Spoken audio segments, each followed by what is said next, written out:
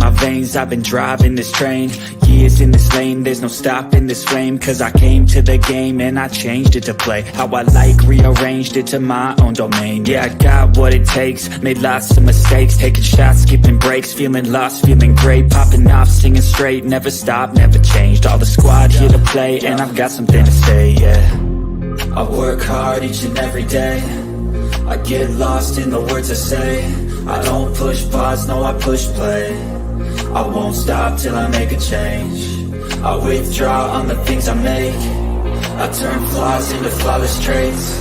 I build tall, never capping space. I won't stop till I hear him say, Ready to Love, Season 7, Episode 14, The Reunion, Part 1. How's everybody? Ready to get it popping. Last one in, huh? You ready to get it popping? Yeah, right, sir. Busy making my million. Anyway, Kia, how you doing over there? All is well over here.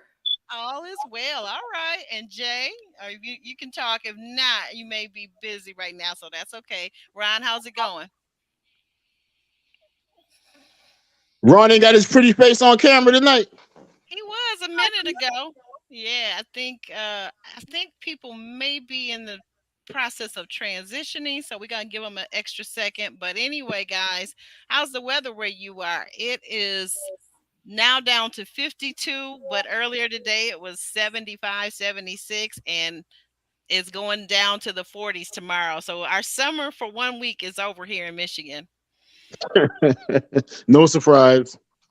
Yep, no surprise. No surprise. How's the weather there, Alex? It's good here. Like it's about 80, probably, going to stay pretty much in the 60s throughout the evenings. So it's pretty good. Oh, okay. Sounds good. Sounds good. Yep. Jay, we'll let them get in and get situated. We see people coming on in the room. This was, I think, one of the better reunions for Ready to Love. What did you think, Alex? What did you think, Kia? It was quite interesting. So I am looking forward to part 2 because I still have questions. You have questions? I got tons of questions. But I mean, so much stuff popping off. I'm telling you, it just the ending was almost traumatic for me. I'm just still surprised that Morgan's and Tony's toxicity. They just love this thing. I don't know what it is about them that love this toxicity. Yeah, well, they like each other. They like each other. Hey, Wes. Wes says he's chilling like chilling like Tony at anger management meeting. You're silly, Wes. That's not nice. You are silly. You are silly. Hey, but the truth hurts though, doesn't it? Hey, Ravine. Hey there, 18 member. Good to see you. Good to see you, Roro. Yes. Happy Sunday. Yes, that's right, Roro. Remind them. Get those thumbs up, please. Get those thumbs up. Let YouTube know we're here. You know they're not good right now about these notifications. So by you liking the video will help us get out in the algorithm right now while we're live so that we can have the chat will be lit and people will know that we are here. What did you say, Ravine? The reunion was wild. Yes, it was. Even Febreze was there by video. Oh, my goodness. Oh, my goodness. Oh, yeah. Here goes our moderator, LMV. Roro, 18 member, beautiful day here in sunny Central Florida. Yes. Hey, haven't seen you in a minute. Happy Sunday, party people. Yes, the shots were going down on Friday and Saturday, huh? Hey, Miss Every. Hey, all the way from London. It's almost midnight. Oh my goodness. I can't believe it. Thank you for coming and joining us. I appreciate it so much.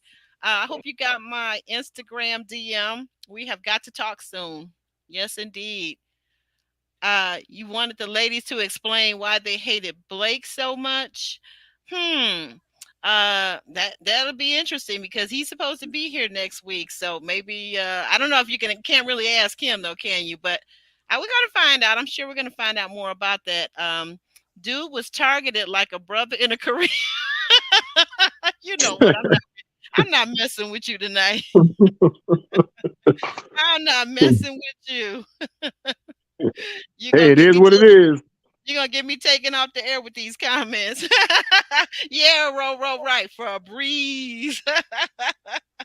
Yes, the hearts. Yes. Let me know you here. Don't be hiding in them bushes. Speak out. Speak out. What'd you say, Roro? Yeah. Oh, LNV is laughing. Okay. Yeah. Oh, absolutely. Absolutely. He is a trip. Yes, he is. Well, we're going to go ahead and get started because there's a lot to get into. So let's go ahead and just get started. Okay. Ah, the RTL reunion. Some say 7, some say 8. I'm sticking with what OWN says. They're calling it 7. So I'm calling it 7 too. Oh, I see Ron now. Hey, Ron. Hey. Hey, sorry about that. No problem. No problem. It's always good to see your face. Always good. And happy belated birthday to Thank you. you. I know you enjoyed it. Now that you're 39, you can finally do some things that you always wanted to do like a grown man. I'm messing with you. So the RTL reunion opens with Tommy talking about a new curveball that they gave specially for this new season. The new curveball was the second chance lifeline. The women, of course, decided to save Mark Anthony when they had the opportunity from him being eliminated, right? But now this is the curveball in itself. The men seemed to struggle deciding whether they were going to use their lifeline to save Corvair or Janique. Ron, you have any thoughts about that? What were you thinking? Why were the men stuck between trying to figure out if they're going to say Corvair or Janique? You know, Tony wanted to save Janique, and who was it? Demario wanted to save Corvair. And then apparently Blue just wanted Janique to go home so he could talk to her privately. That makes no sense. Allegedly. Allegedly, guys, allegedly. There was ambiguity in the way Tommy explained it initially, because the guys, apparently no one knew that this was the final time you could use it. The way Tommy explained it was like you had all season to use it whenever you wanted to use it, but you can only use it once. But when it came time for the guys to use it, he was like, "You got to use it now, or that's it." So that was ambiguity at his finest. Well, yeah, but the thing of it is, they still had to decide whether to use it. And here's the thing, Alex, to your point, they had to decide unanimously, and they were never unanimous in the 2 times they talked about it. And again, that was with Janique, and that was with Corvair. I don't think a lot of the men actually wanted to save Corvair outside of Demario, but Yeah, it's only one. yeah, it was only one, right, Ron? But then when you got to Janique, I think a lot of the men wanted to save Janique, but apparently, allegedly, supposedly, Blue was not on board. He was the one, the sole holdout. The way I saw it on the. Did anybody else Kia? What were your impressions or your interpretation Friday at the reunion, Kia? I'm here. I just think it was like a whole hot mess. Corvea, she rubbed a lot of men the wrong way because she was upfront about her expectations financially. So a lot of them was like, we're okay with her. So I think the next Zanique would have been the next option, but I don't again know why they didn't use that card. Okay, I think they tried to, but they needed that unanimous. And now it's being said that maybe Blue was the holdout. Ron, do you think that's true? Do you think Blue would have been the holdout? And do you think that he had ulterior what would be a guy's reason for dating a woman that's off the show and he's still on the show? I don't think he was trying to date. I think this stuff happens in moments, right? So I think at the moment he was like, I don't care if she goes or not. And that's how he felt at the moment, because he would have been a deciding factor. If him and Tony said we're going to use the thing, they're strong enough men where they could have got it done. Blue probably said, yeah, I don't really care. Like, I'm not feeling her there. But Blue, as we've seen, is the double back king. So after, you got everybody's number, and he's shouting at the women after and stuff. And you can tell Janique was one of those women that, and it's always one every season, that just didn't want to go home. She wanted to be on, she was mad that she went home. It was a problem. So that's why she brought it up to Blue and kind of threw him under the bus with it, because she was like, I wasn't ready to go home. Some people were like that. I had women on there that was like, I don't want to go home. Let me know if you hear anything in the men's lounge when I'm about to go home. They didn't want to go home. And when you had other people that was like, man, I can't wait to go home. So you had people with different visions on the show. But I think, yeah, she called him out because she felt that, he could have saved her and Blue didn't. But yeah, I would have used the lifeline for Janique if I was one of the men. I would have saved her that week. But you gotta understand, when you're in that situation, like I remember with Ida, I was like the last man to speak. Every guy was like, she gotta go, she gotta go, she gotta go. So it would have been really easy for me just to part with my guys and just say, okay, yeah, she gotta go, even though I had a connection with her. But I stood tall and stuck up for her. But Blue being a little more passive, he might have just been like, if the first 4 guys said, man, no, I ain't feeling her, she gotta go, he probably said, I'm cool with that too. And then she really didn't have probably nobody that super fought for her. I don't even think that Tony did, like 100%. Like he didn't go hard for her. But the only person that went hard for her was when Corvair, my man went hard for Corvair because he knew he needed that option. Oh, talking about DeMario. Yeah, DeMario. He went hard for Corvair. Yeah, he needed Corvair to stay in play, didn't he? Yeah, he needed Corvair to stay in place. So he was going hard for her. That's how you go if you want to keep somebody. That's the level you got to go at. Yeah, well, Ron, you just called Blue the double back king, which we found out that's true because he was going after Z as well, which we'll get into later. Oh, he was doubling back on a lot. Right. Yep. Oh my gosh, guys, we're gonna move on and now because Jeremy, I was saving your or Mr. Brent, Mr. Speaks TV now as he's called, YouTube land. I was saving your comments. I see them there, but I want to get to it first.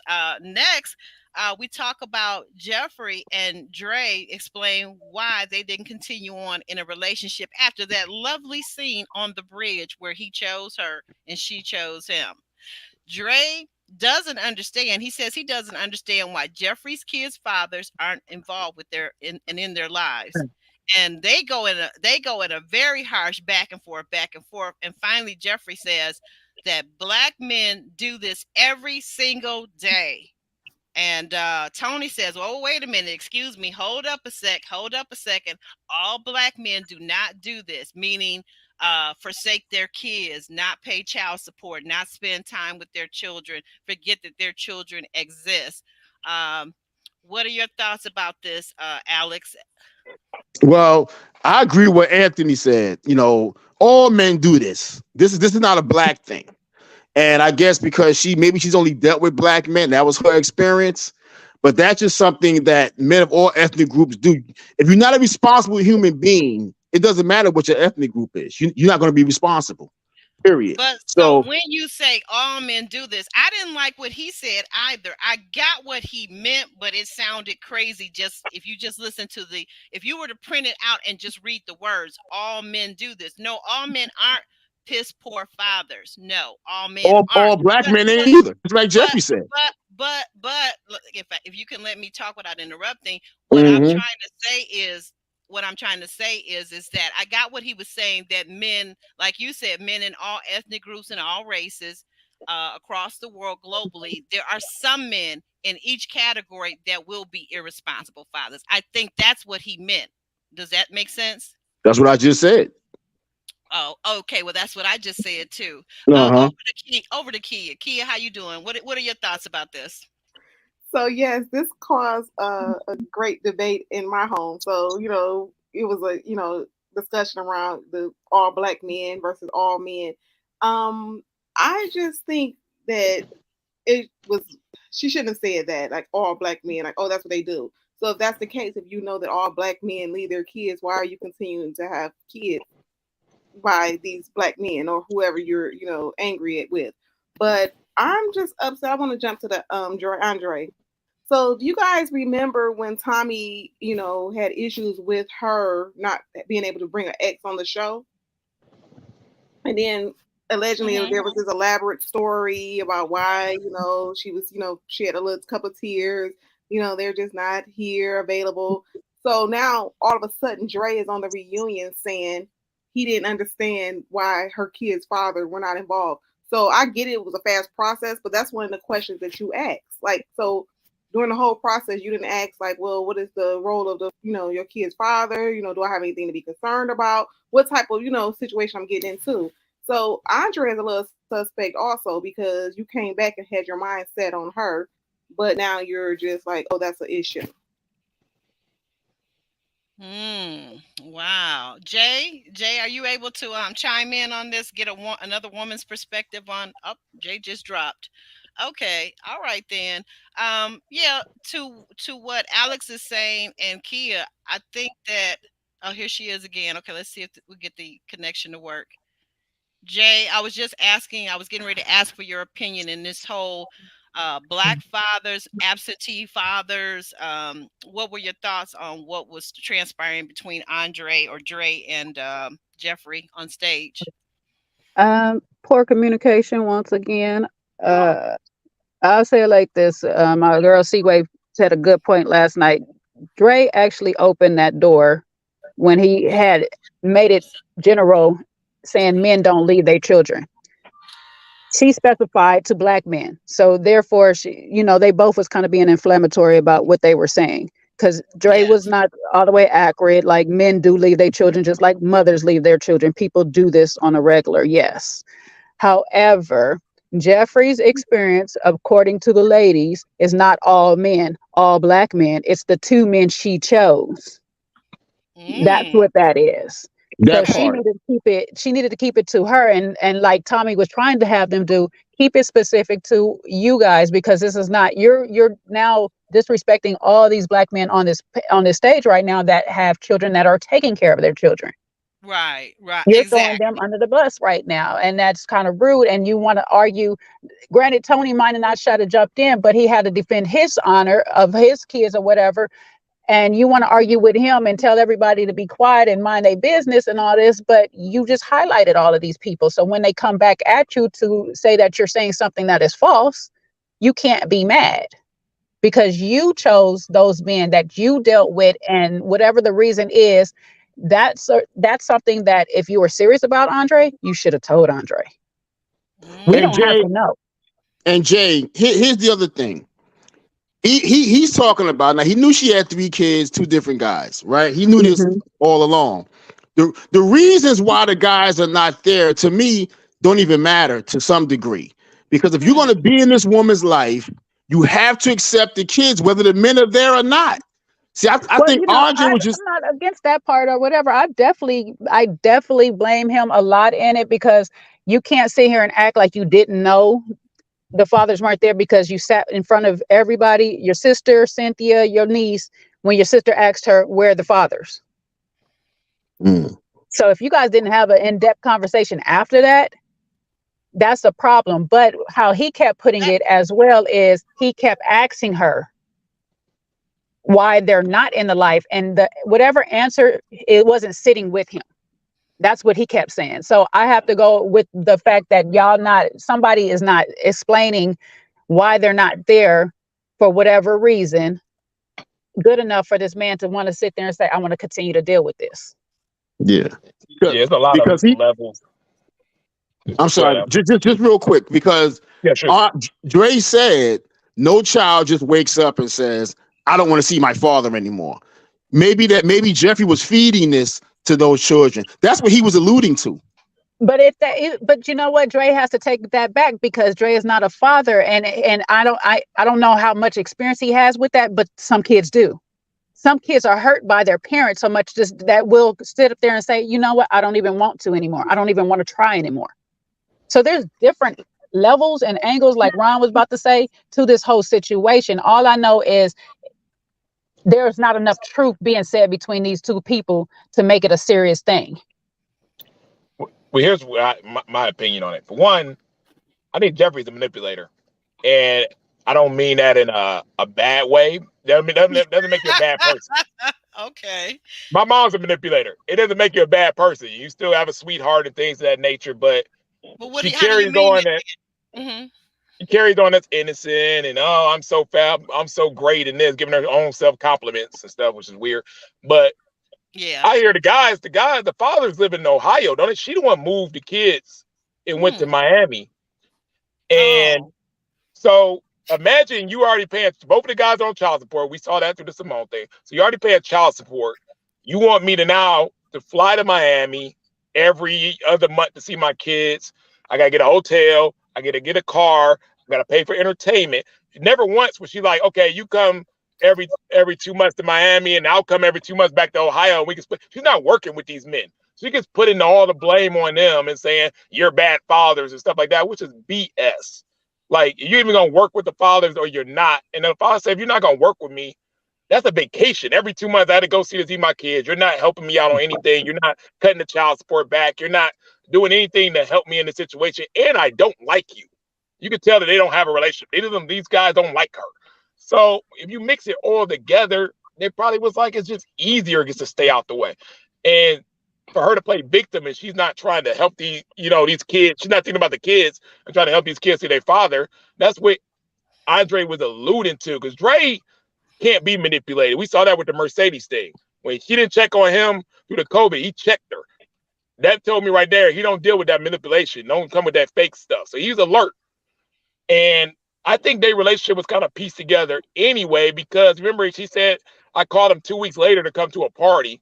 Dre was probably like, I don't want to come there and be your beard to the party. You don't even hit her up on that. Why y'all supposed to be in a relationship and y'all ain't talked in 2 weeks starting off here? We know that this season needed some couples. They didn't have to piece together because the love was not on this season. The drama was there. So, and that little speech she gave about biblical, that was written speech. Like, it was like a lot of fakeness in that connection towards the end.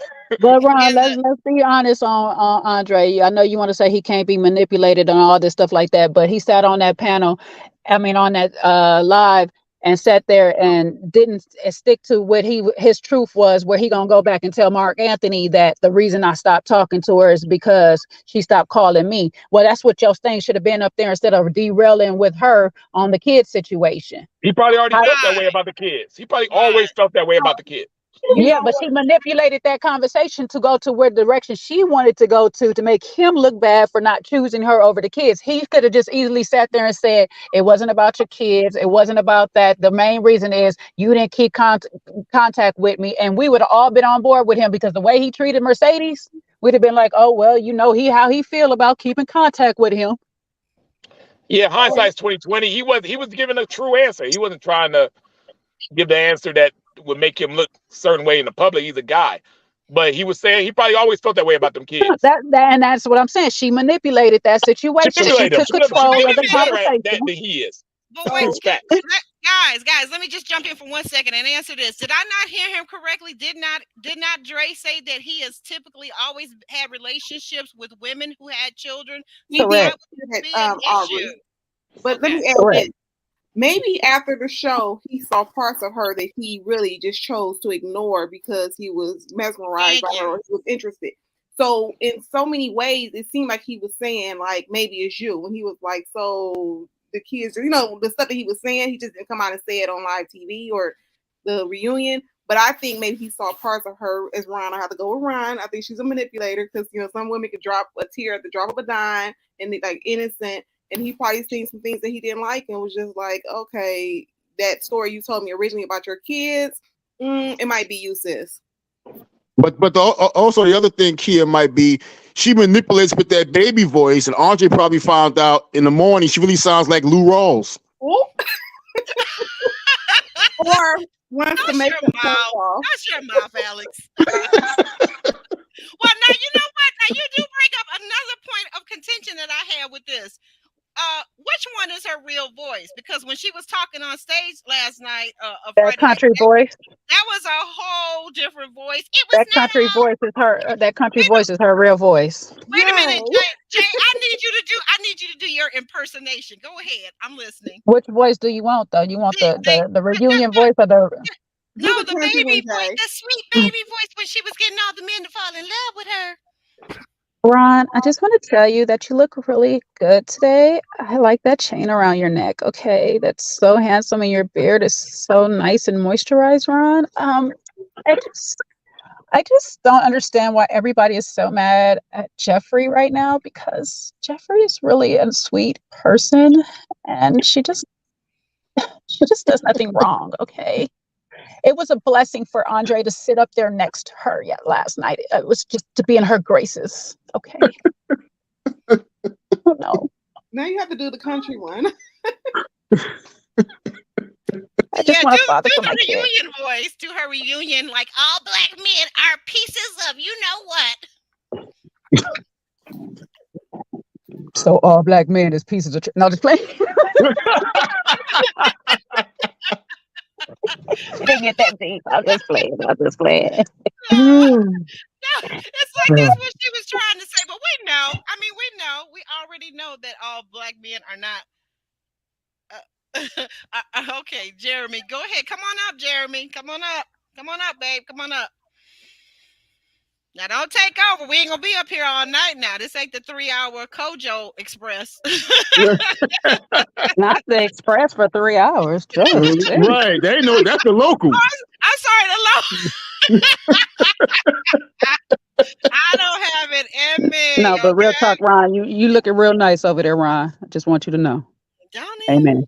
Always. Amen. I guess Amen. left brunch and I'm in the car like I'm trying to keep it together. Show us all those angles. I'm gonna act like I'm gonna act like Alex right now. All right,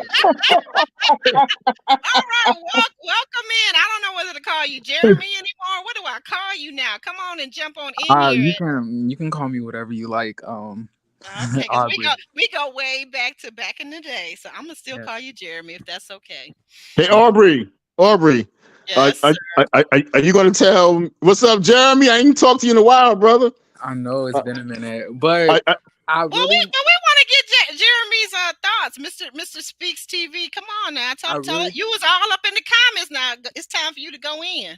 I really want us as Black people to stop, trying to deny, stone cold hard statistical proven facts. You can look on blackdemographics.com and it'll tell you and show you the statistical evidence that majority of Black families don't have a father present. And we're not going to sit here and act like we don't know that that's not a norm. Now, it's a 42% of Black families that do have a father present, but there's a large 58% that doesn't. Maybe some of you guys on here are part of the 42%, but the 58% are not active parents. And let's also chop up the fact that just because you see your kids on a daily, maybe on a daily basis, maybe once a week, or maybe, once a month, it's still not, still not being present in a household either. Majority of black children, especially Black men, have a lot of trauma regarding, not having their father present, which results in a lot of the behaviors that they have as they've grown up and have the, the anger towards women. But Jeremy, one thing too, and this is coming from a person who Hello? So while we're waiting for Jay, Jeremy, I can get what you're saying with the facts. However, when you have the keyword all, you can't say all because that's an insult to the ones that are doing right. That's like, saying like all Black men don't pay child support, because some do. So that's an insult to the ones that are trying. So I get the facts, but mine did. I don't play that. You will be on the moon before you not pay child support if you owe it over here. Let's also not act like child support is actually a father being present. But correct. I think that we all understand that Jeffrey was not saying all Black fathers, and I think that she was meaning majority. And I feel that everybody on the stage, including us on this panel, knows what she's meaning. She doesn't mean all. We all know that that's impossible for you to mean all. Well, Jeremy, but here's the problem, and I've looked at it several times over the tape. She says Black men. She does not say some, many, most. She does not say all, but she says Black men. And when you say that, there's a presumptive that comes before it, which is all. So without saying all, she said she basically to mean a lot of Black men. And if she didn't mean it, that's a problem in her communication, because she could have came back throughout that discourse and said, well, you know what? I don't mean all. And to Uncle Nephew Tommy's point, is that really what she should have been discussing is her unique situation, because every situation is different. Okay, okay, so this is how I'm going to lay down, what I'm thinking. If Okay, majority lay of it out. something that happens within a Black community, specifically Black men, happen, when you say Black men, you already know that it's going to be including the majority. For example, not everybody in 1884 was, out here, offing, us colored folk. But if we go back into 1884 and walked around, we would know it's a good statistical chance that we may not make it out of the South. Okay. Not all white people were doing it, because not all of them, but majority of them were. Well, that's a bad example. It's really not, because when we're talking about majority, that's what it is. You guys may be, I'm talking about you may be a part of that 42%, but we're never going to break that gap and widen the families that do include a father in the household if we don't actually face and address that there are a majority of them that are not there. And I know you being in New York, a lot of mothers who did not have a father present. Mine didn't. I did. Yeah, my mother did. So I'm saying, how will we ever change this statistic unless we face it? We can't just keep on saying, well, all races deal with that. But the thing is, all of those other races don't have it in the majority. But I'm always suspect of whoever taking these statistics, because these are the same people who say Blacks have equal opportunities as far as mortgages and bank loans or whatever, and we know that's skewed. Well, I feel like that is a moot point right now. I ain't talking about the census. We're talking about Black operated, statistical companies that are tracing back Black families and trying to create the percentages to figure all of this stuff out. And I'm just saying that, whatever. Well, I don't know if you got to catch half of what I was saying before cut the internet. The Wi-Fi wrong. But what I was saying is, even with that majority have, that is broken down into different categories. So we have to find out within that 52% or 50 whatever percent it is, how many are actually just choosing not to be there, not because they're behind bars, not because they're no longer living, but actively choosing not to be there. And that's the percentage that we actually need to go off of. We can't say 52%, because 52% is just grouping all of those homes, and we don't have the reason why they're not there. So I have a question. Are you saying that, the mothers are keeping the children away? Huh? Say it again. Are you saying that, some of the percentage are the mothers keeping the children away? It is, for sure. There's a percentage of that too. But then can I ask a question? What's the percentage of y'all taking these girls to court to get custody of your children? You might not be able to afford it. That's $15,000 to do that, lawyer wise. On top of, you don't get a pause in child support, you still gotta pay. You act like everybody rich. I'm not saying everybody rich, but majority of the time, guys that are making minimum Midwest money in Ohio. He took the kids to Miami. I am a father. I am a long distance father. I couldn't do what I do to go see my kid every 3 weeks if it wasn't for the mother's help. If it wasn't for me having family there, it would be literally impossible. So what these guys have to do to go see their kids in Miami is impossible to do without her helping, and she's not helping. She's just blaming them. And she had one night stand with a guy after she was with the other guy. She didn't know him. She's taking no responsibility for her situation, and it's bullshit. Okay, this is not a Jeffrey thing. Real quick, Aubrey, can I say this real quick? This is not a Jeffrey thing. This is a me thing. Okay, I'm a child of the ward. I'm the child of the state. My dad had to literally come to the courts to get me. He showed up. My mother didn't. Okay, all she had to do, literally, all she had to do was show up. They would have gave it to her. My dad would have had to go through all kind of loops and everything to get me. But because she didn't show up, he got me without no problem, anything. And these are the stories. And these are the stories we don't hear, Jay. I have quite a story too. My father legally had custody of me, right? Wow. But he legally had custody of me because he did not want to pay child support. After he won the custody battle in court, he relinquished me to my mom for her to take care of me. So after that, he had to pay no child support, and therefore was never in my life again. I can't tell. I'm just saying, y'all, like, we're like, you're a part of the 42%. Like, regardless of what you want to say, you are there. You are a father. But it's a part of the minority that is. You can be as passionate of a father as you want, but I'm saying you're still in that minority that does. How are you going to inspire this newer generation and the ones who are not taking care of their children to be better fathers? Since all of the men love to take up for one another, let's also challenge each other to be better Black men and be more active in our children's lives. But that's all I wanted to say, as far as the Jeffrey thing, because I'm not going to sit here and act like, Jeffrey just crazy and just Jeffrey like that. Like, it's a lot of times that you can end up having a child with somebody, and we're just not going to blame it on Jeffrey. Like, only one person can make a child. Two people involved that, and two people decided to make a child with Jeffrey and abandon it. But you want to know who is there left raising a child? It's Jeffrey. Don't mean she ain't crazy. Crazy or not, those are your kids. And her raising the child. And to circle back to what I was saying, nobody has to fight for full custody. That's not what I'm saying.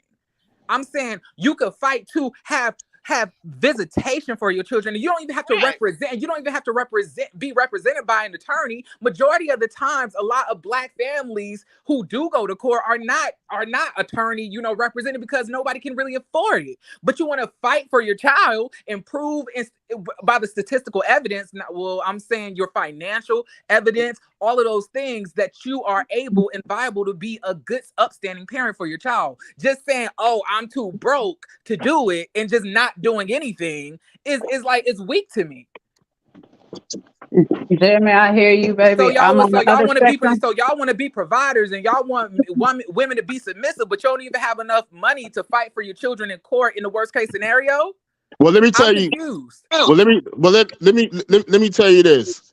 I went back and forth when my first marriage ended. I went back and forth through that court system, and I was treated like garbage by that legal system. Every time I walked in the door, they looked at me like I was trash. I had to literally wait till my children were of age. And you know what they said? They said, my children said, I don't care what the court say, I'm going to be with my dad. And left New York State to come be with me on their own, which tells you what kind of father I was. And they knew I fought for them. Okay. Understandable. But I'm saying, how many other people actually went through the process that you did? Not many. But when we can go back and forth about the word choices. It was just the simple fact of all. So again, I'm a sticker for word choices, because anytime, like, when you have the word choices, there's a room for loophole. So it just was a sensitive, thing that we brought up on the panel, that the word choices that she used, it could have been better word choices. So if you're saying majority, then you have to follow with facts. That's just how I am in the real world. Okay, you tell me the majority. Well, what's the number? What number are we looking at? So at that point, when she said all, it just rubbed people the wrong way, because there are people out here doing the right thing, and it's like, I don't want to be goofy with all. That's just like saying all Black men rob people, all Black men don't, because I'm sure Ron doesn't rob people. I'm sure Alec don't rob people. I'm sure you don't. So for you to say all people, like, I used to be that woman that would say Black men they cheat, and you're like, okay, all Black men don't cheat all the time. Oh, I thought you said they were cheap, because I was like, oh, I'll be running from those Black men. I'm just in my past life, but I'm just saying, stand a cheap man of any race. I don't really recall. I just don't really recall Jeffrey saying the word all. I didn't recall that. Okay, well, we could probably move on. It doesn't make sense to keep going about these word choices. We're just saying, moving forward, we shouldn't categorize people in all. Right. Excellent conversation. And everybody that's on the panel and then some, we may have to just come back and do a panel about children and about fatherhood in the Black community, because I think that's an excellent topic. No, go ahead. Go ahead. But I also wanted to say this, like, the way that Andre basically tried to like, in a way, to me, slut shame Jeffrey was just really weird to me, because you was after her. You already knew, you already knew the scenario. You chose her despite of that. You actually had a woman there who had a black father present, but he was too strong and too intimidating for you. So you decided to go a different route with a father with not present. The thing that turned Andre off about Cynthia was that black father was putting too much heat on him. And he didn't like the line of questioning that he was getting because the father was able to see that Andre was full of it, which we ended up seeing in the way that he treated Jeffrey. It was all an excuse. In my opinion, I would not be surprised if he hit it from the back a couple of times with Jeffrey and then just left. That's one thing that I could agree with you, Jeremy, because I was typing that in the private chat. I said, okay, Jeremy. All right now. You know over here, PG-13, sir. Okay. I'm sorry, but like, that like to me that because all of those hot kisses that Jeffrey was giving him, towards the end was the thing that was the thing that was pushing him. Jeremy, his thing was with her, and I'm not saying he off the hook at all, but he says he asked her several times, what's the deal with the fathers? And the stories just was not lining up for him. So that's the biggest thing with him or whatever. He was just feeling like he's not getting a true story from her. But the thing is, you knew that from the beginning. I know. That's why I said he's not off the hook. He decided to go through it or whatever. He should have, before that, making that commitment, got the actual story and sat and let it sit with him, or did the Blue. Blue was like, yeah, this is not adding up, and he checked himself out. And then to sit there with that pompadour, tendril combo, and then say that this woman is keeping her children out of the lot, like away from the fathers. Not the tendril combo. Like, it was just, I was like, how can you, like, where did you get this info from? Like tell us the full story. Where did you find this at? Because she was like, what are you getting this from? Like, I've never done that. Like, it was just very messed up to me. Like, I was like, the way that you're sitting here trying to throw this lady under the bus to make yourself look like you're not trash for like just ghosting her after the process, which we all know you were going to do because you were on here for clout. Well, to be honest, I'm just gonna go. I'm gonna say my honesty. To be honest, I don't know if he fully ghosted her. He was just in his petty bag because we already know how he acted with Mercedes, and I feel like when she got back to the real world, she got back to regular life or whatever, and them phone calls didn't come as actively as before. And like she said, I hit him up to say I'm about to be in town for an event. Can we get together? I feel like he just went into his petty bag at that moment. It was either being nonchalant or it was just like, nah, I don't want to see you. Because, the same way he acted with Mercedes. Like, she got kids, she got all this stuff. She ain't got time to be sitting here calling you all the time, all day long, like she's doing in this process. But that's also another problem too. We get used to it, and this is a human thing. We get used to the way people treat us in the beginning of a relationship, and we expect them to keep doing those same things all the way through the relationship. And when they stop doing it for whatever reason life takes on, we want to have an attitude with them, not really realizing they got a life. That part. That's true. That's true. That is so true. So we've already pretty much determined we've had our say about whether Jeffrey was wrong in what she said and how she said it. We've already talked about that. When Jeffrey was asked if she had any regrets by uncle, nephew, cousin Tommy, she basically said that she regretted that she cut off a lot of great, amazing men that were there for her and that understood that the situation that she explained about the two fathers of her children, right? I don't know what men that was. Y'all could y'all please tell me what option was that? I don't know, maybe Blue. That could have been no, because Blue checked, like, as soon as Blue heard that situation, he was like, I got number twos. I got two number twos.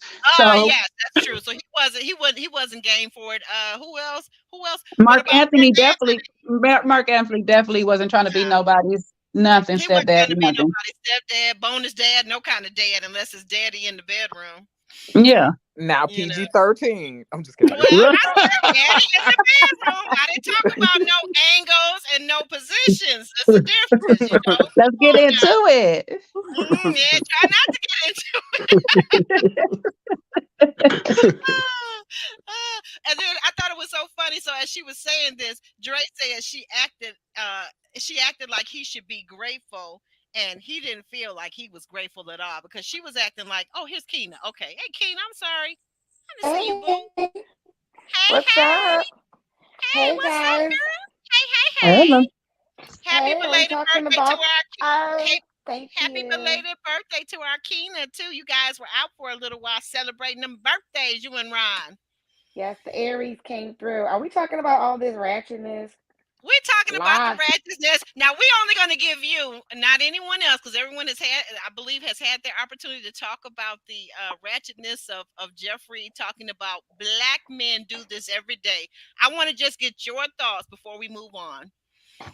I So think now, that, mhm. that was her experience, but I think Okay, what she was saying might have been her experience for her, but you can't okay. lump all black men into that category. So Mm. if she would have worded it a little differently, like men or the men that I've dealt with, because that's not every woman's experience. So it just came out like, okay, so I mean, not one man, but two men you deal with didn't take care of your kids. This is a personal problem.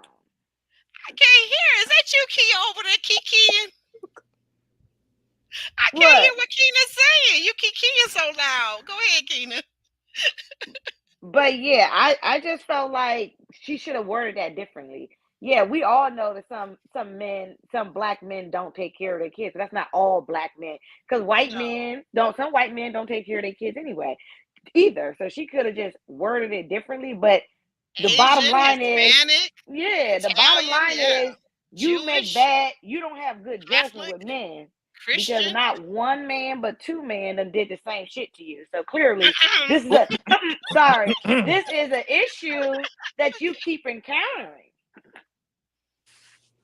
Because Yeah, I don't yeah. know how you got two baby daddies and not one of them take care of their kids. Wait That a minute. sounds like a toxic issue. Keena, can you read JR's comment that's on the screen if you can see that, or should I read it? He decided it was too much and he left before he was gifted. I hollered. JR, is that gifted with a whole human life, a whole human person, a little baby? Exactly. Yes. Oh my Lord, word. Hey, that's what Jeffrey said about the second guy. Yeah, but go ahead, Keena. What are your other thoughts? Do you think you don't really think that she meant to say all black men? That was kind of like a communication faux pas, wasn't it? Yeah, I think it was communication. She was heated in the moment. And, she was just, that was Mm-hmm. like a lot of emotion that came out. But again, I think, I've already said from the jump, I don't think Dre was, he wasn't, he for the streets, he wasn't really trying to be with her. He just needed to get to the end. Production needed them to get to the end, and they got to the end, right? And then he didn't. And then when the show was over, he didn't call her in 6 weeks. So clearly it was like they did what they had to do to get to the end. Like, she a big girl. She knew better than that. I just don't understand how people get to the end and production is pushing it, and then they like, well, you ain't called me in 6 weeks. Was he like, come on, like, Those are facts. These This show is comments, like, you guys got me rolling. I'm sorry, you got me rolling. at this So, point, this show is a joke. okay, Jeremy. Oh my God. Corvair and hypergamy. Maybe Jeremy will feel better about this conversation and he'll have some input on this, because we know Jeremy is all for hypergamy. Am I saying it right, Jeremy? No. Okay. How do I say it? It's hypergamy. Hypergamy. Oh Lord, I knew I was saying it wrong. Hypergamy. Thank you, Jeremy. You're so educated. But I do have a question. Will we find somebody on here, besides Simone and Rashid, that actually, after all of the process, that actually, are in love and together? Well, I guess we do have Joy and Clifton, but I'm just saying, and they're actually married. Check that out. But I'm just saying, it just seems that after all of it, after the seasons go, we just find out that everybody, for the most part, was out here just trying to be seen. And I'm just, is that what we're gonna be getting every season? We got some couples. You got Swayze. You got some people still together, but it's hard. It's 10 on 10 with me. It's like 10 people at the gas station. Who's gonna get married out? You know what I mean? Like, it's a hard end. Yeah, it's hard. Shoot. I think the issue is, and this is where a lot of these dating shows, I think most of the women actually apply to be on the show, right? Most of the Yeah, men get recruited and recruited. chased Yeah. down and begged to be on the show because they need men on the show. And that's the problem. So they're like, well, I mean, okay, it's opportunity. Cool. I'll do it. I'll try it out. You trying it out. These men are trying it out. It's not like, so this is what you're going to get when you got 8 men trying it out. It don't be the men. I'm giving you facts. It don't be the men. Of course it doesn't. What, But what, this, what, but whoa, like, whoa, whoa, Hold whoa, on, whoa, whoa, whoa, hold whoa, on. whoa. Ron, what? Explain that. Clarify. Express that a little bit more. Give some more details. What do you mean? It's not the men. It's not the men. What?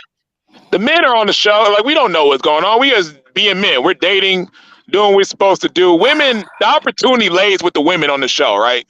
They don't want the benefits for being in a relationship at the very end because it helps their brand out that they got picked or something like that. what? So a man yeah. literally is watching these women the whole time manipulate, play games, kiss other men, do all this stuff, and at the very end, she's like, "Okay, now we're supposed to be in a relationship, so because it looks good for my brand." And the guy's like, "No, I ain't about to do that.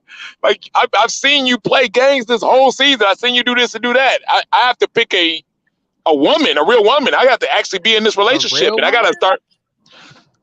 I mean, a real woman in a real relationship. A lot of them women are not. If you were supposed to be a Jeffrey at the end, you didn't seen her kiss Mark Anthony. You didn't seen her flirtation with Blue. You didn't seen her do certain different things through this season. You didn't see her go hard on Blake. And now you're supposed to say, this is my wifey now, all of a sudden at the end, just because you're obligated to it as a man? No. I've been a better man than that. I guess I'm a little bit confused. I guess I'm a little bit confused here because what we're not gonna do is act like we're not on a dating show where we're dating multiple people. And let's not act like y'all men don't be having y'all lips and whatever else. But you know the loyalty. You know about loyalty in men. You know it doesn't work the same way. We're different species. So what you're saying is that y'all can go around being quote unquote men, and then the women just have to sit and be pretty and shut up and just hopefully be chosen by you to upgrade their quote unquote brand. We can't even hopefully be chosen because we got to actively pursue the men because they sitting back waiting too. So oh yeah, because y'all gonna be men. I'm talking about an aspect of the show. You're on camera kissing on TV, kissing another man, and now I'm your wifey. Is that how that's supposed to work? All the couples that we've seen together, the women have not kissed another man. Simone kissed Rashid on the show. Mario and Reva kissed each other. I mean, for the most part. Mario was kissing the girl. The what? Mario was kissing the other girl. But Mario's situation is a little different because it's a man. Oh wow! It ain't okay if it's a man. You didn't see the men kissing no other women. Yes, we did. Together in couples. We literally saw Morgan getting chased by what was the dude who was the bartender? Linden when he didn't try to kiss 3 different women. I mean, Linden was different though. He was out of age. You know, he was just trying to stay on the show. That's different. He wasn't gonna be with any girl in there regardless. We're talking about the serious men that literally you're expecting to be with the woman after. Well, so now, but that's what I'm saying. You can tell. You can tell that when people get to the end, they're exhausted, right? It's literally a known fact, and if people say it, they're exhausted, and you can tell that production push people to the end because they need to get those couples out. You gotta have 3 couples. Right? You gotta have 3 couples. You gotta have 3 couples. And it clearly looks like they were, they probably was forcing Dre. I mean, because let's keep it real. Why did Dre even come back? He had COVID and was like, all right, I'm done with the process. And then y'all bring him back to play. It was like, come on now. Let's keep it stop. That's an interesting question, Keena. Ron, as a alumni of RTL, what would you think the reason was that they brought Andre back? They haven't done that in the past. What do you think the reason was? Because you need good catch men. You know what I mean? It's not. And Andre got his stuff together, and women think he's pleasing in the looks category. So why not bring him back? It's not like they're bringing back They did. The first guy that got eliminated, a little short dude with the glass, they wouldn't bring him back, but they'll bring Andre back, or they'll bring a Mark Anthony back for some eye candy, and you know, so it's part of TV, it's production. So yeah, he was worthy of coming back. Little dude was named Dre too. Yeah, I was gonna say that was a Dre too. The little short guy. Yeah, that was a Dre too. One thing Ron gonna do is trigger me. I simply, this is crazy. Like that, like I just hearing you say all of this stuff out loud. We know. That's why you've been staying away. You know, everything has been going on.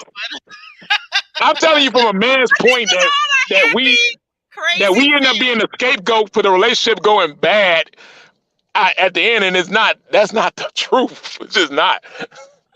Well, you know, let's say that somebody just said it. This is a dating show. It doesn't necessarily mean that everybody is going to get married. So the reality is it's a dating show.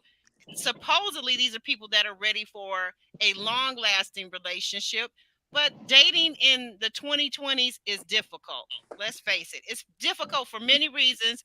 We could go over that all day. And I don't know if we would really get anywhere. It's just difficult because it is. I've heard a lot of women on here from different seasons tell the men that we need to partner up at the end and we need to keep this thing going like it's a relationship because it benefits me. It does not benefit the man. Okay, can I ask you a question then, Ron? Yes. Okay. And like, you know, since we talk man to man, why didn't Andre choose Cynthia then? Because they were already going to partner Cynthia up with Anthony. No, that was already Cynthia really wanted Andre. Yeah, you think that. But oh my God! You need three couples. You need three couples. There does seem to be a common thread, though, Jeremy. You would admit, right, that there are typically three couples at the end. Three couples.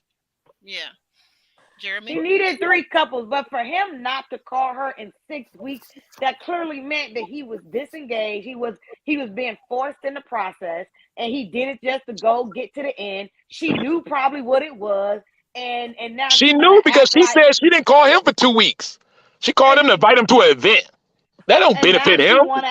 Now she want to act like, oh, you ain't called me in 6 weeks. Like they had an agreement, probably. Like, all right, we're just gonna do this to get to the end. You know what I'm saying? Like, I don't buy that. I just think production pushed them. And he could have did a smash and dash. Clearly. You talking about Andre and are we still? Yes. Yes. He wasn't feeling something she was selling. But like, what is another thing? What does Andre what all does he have together? Like, what does Andre do again? Like, what is he's his presenting his portfolio that he has? Oh God, please don't trigger me with this. Huh? Please don't trigger me with this. Okay. He the Forbes guy. What y'all talking about? Portfolio. Oh, you're talking about Forbes, and isn't he also the guy that somebody said drives a Lamborghini? I don't know. I saw the Lamborghini in the back. It was somebody. I don't really even care. I don't even really care. Like, do you have a home, sir? Forget about that. Do you have a home? That's we saw his apartment. He took Jeffrey there. Ron, I'm just stating I'm not specific to him. I'm saying in terms of dating, I don't care about what you drive. Do you have a home, sir? Does it have land? Does it have a garage? Is the garage attached? No. These are the things I like. I'm not speaking just to him. But again, and I have to agree with kind of what Ron said and what Jeremy said. At the end of the day, production, it's like, okay, these two couples look good together, good for TV. So again, Andre had to be with someone, but then Anthony had to have someone. So, okay, we're going to put Cynthia with Anthony because you've seen her body language. So I don't know what that was about. We'll see next week. And then you had the Andre and I can't think of her little voice signs, but you know who I'm talking about. But like, why does there have to be three couples? Like, why? Like, why? Is that because that's the name of the game.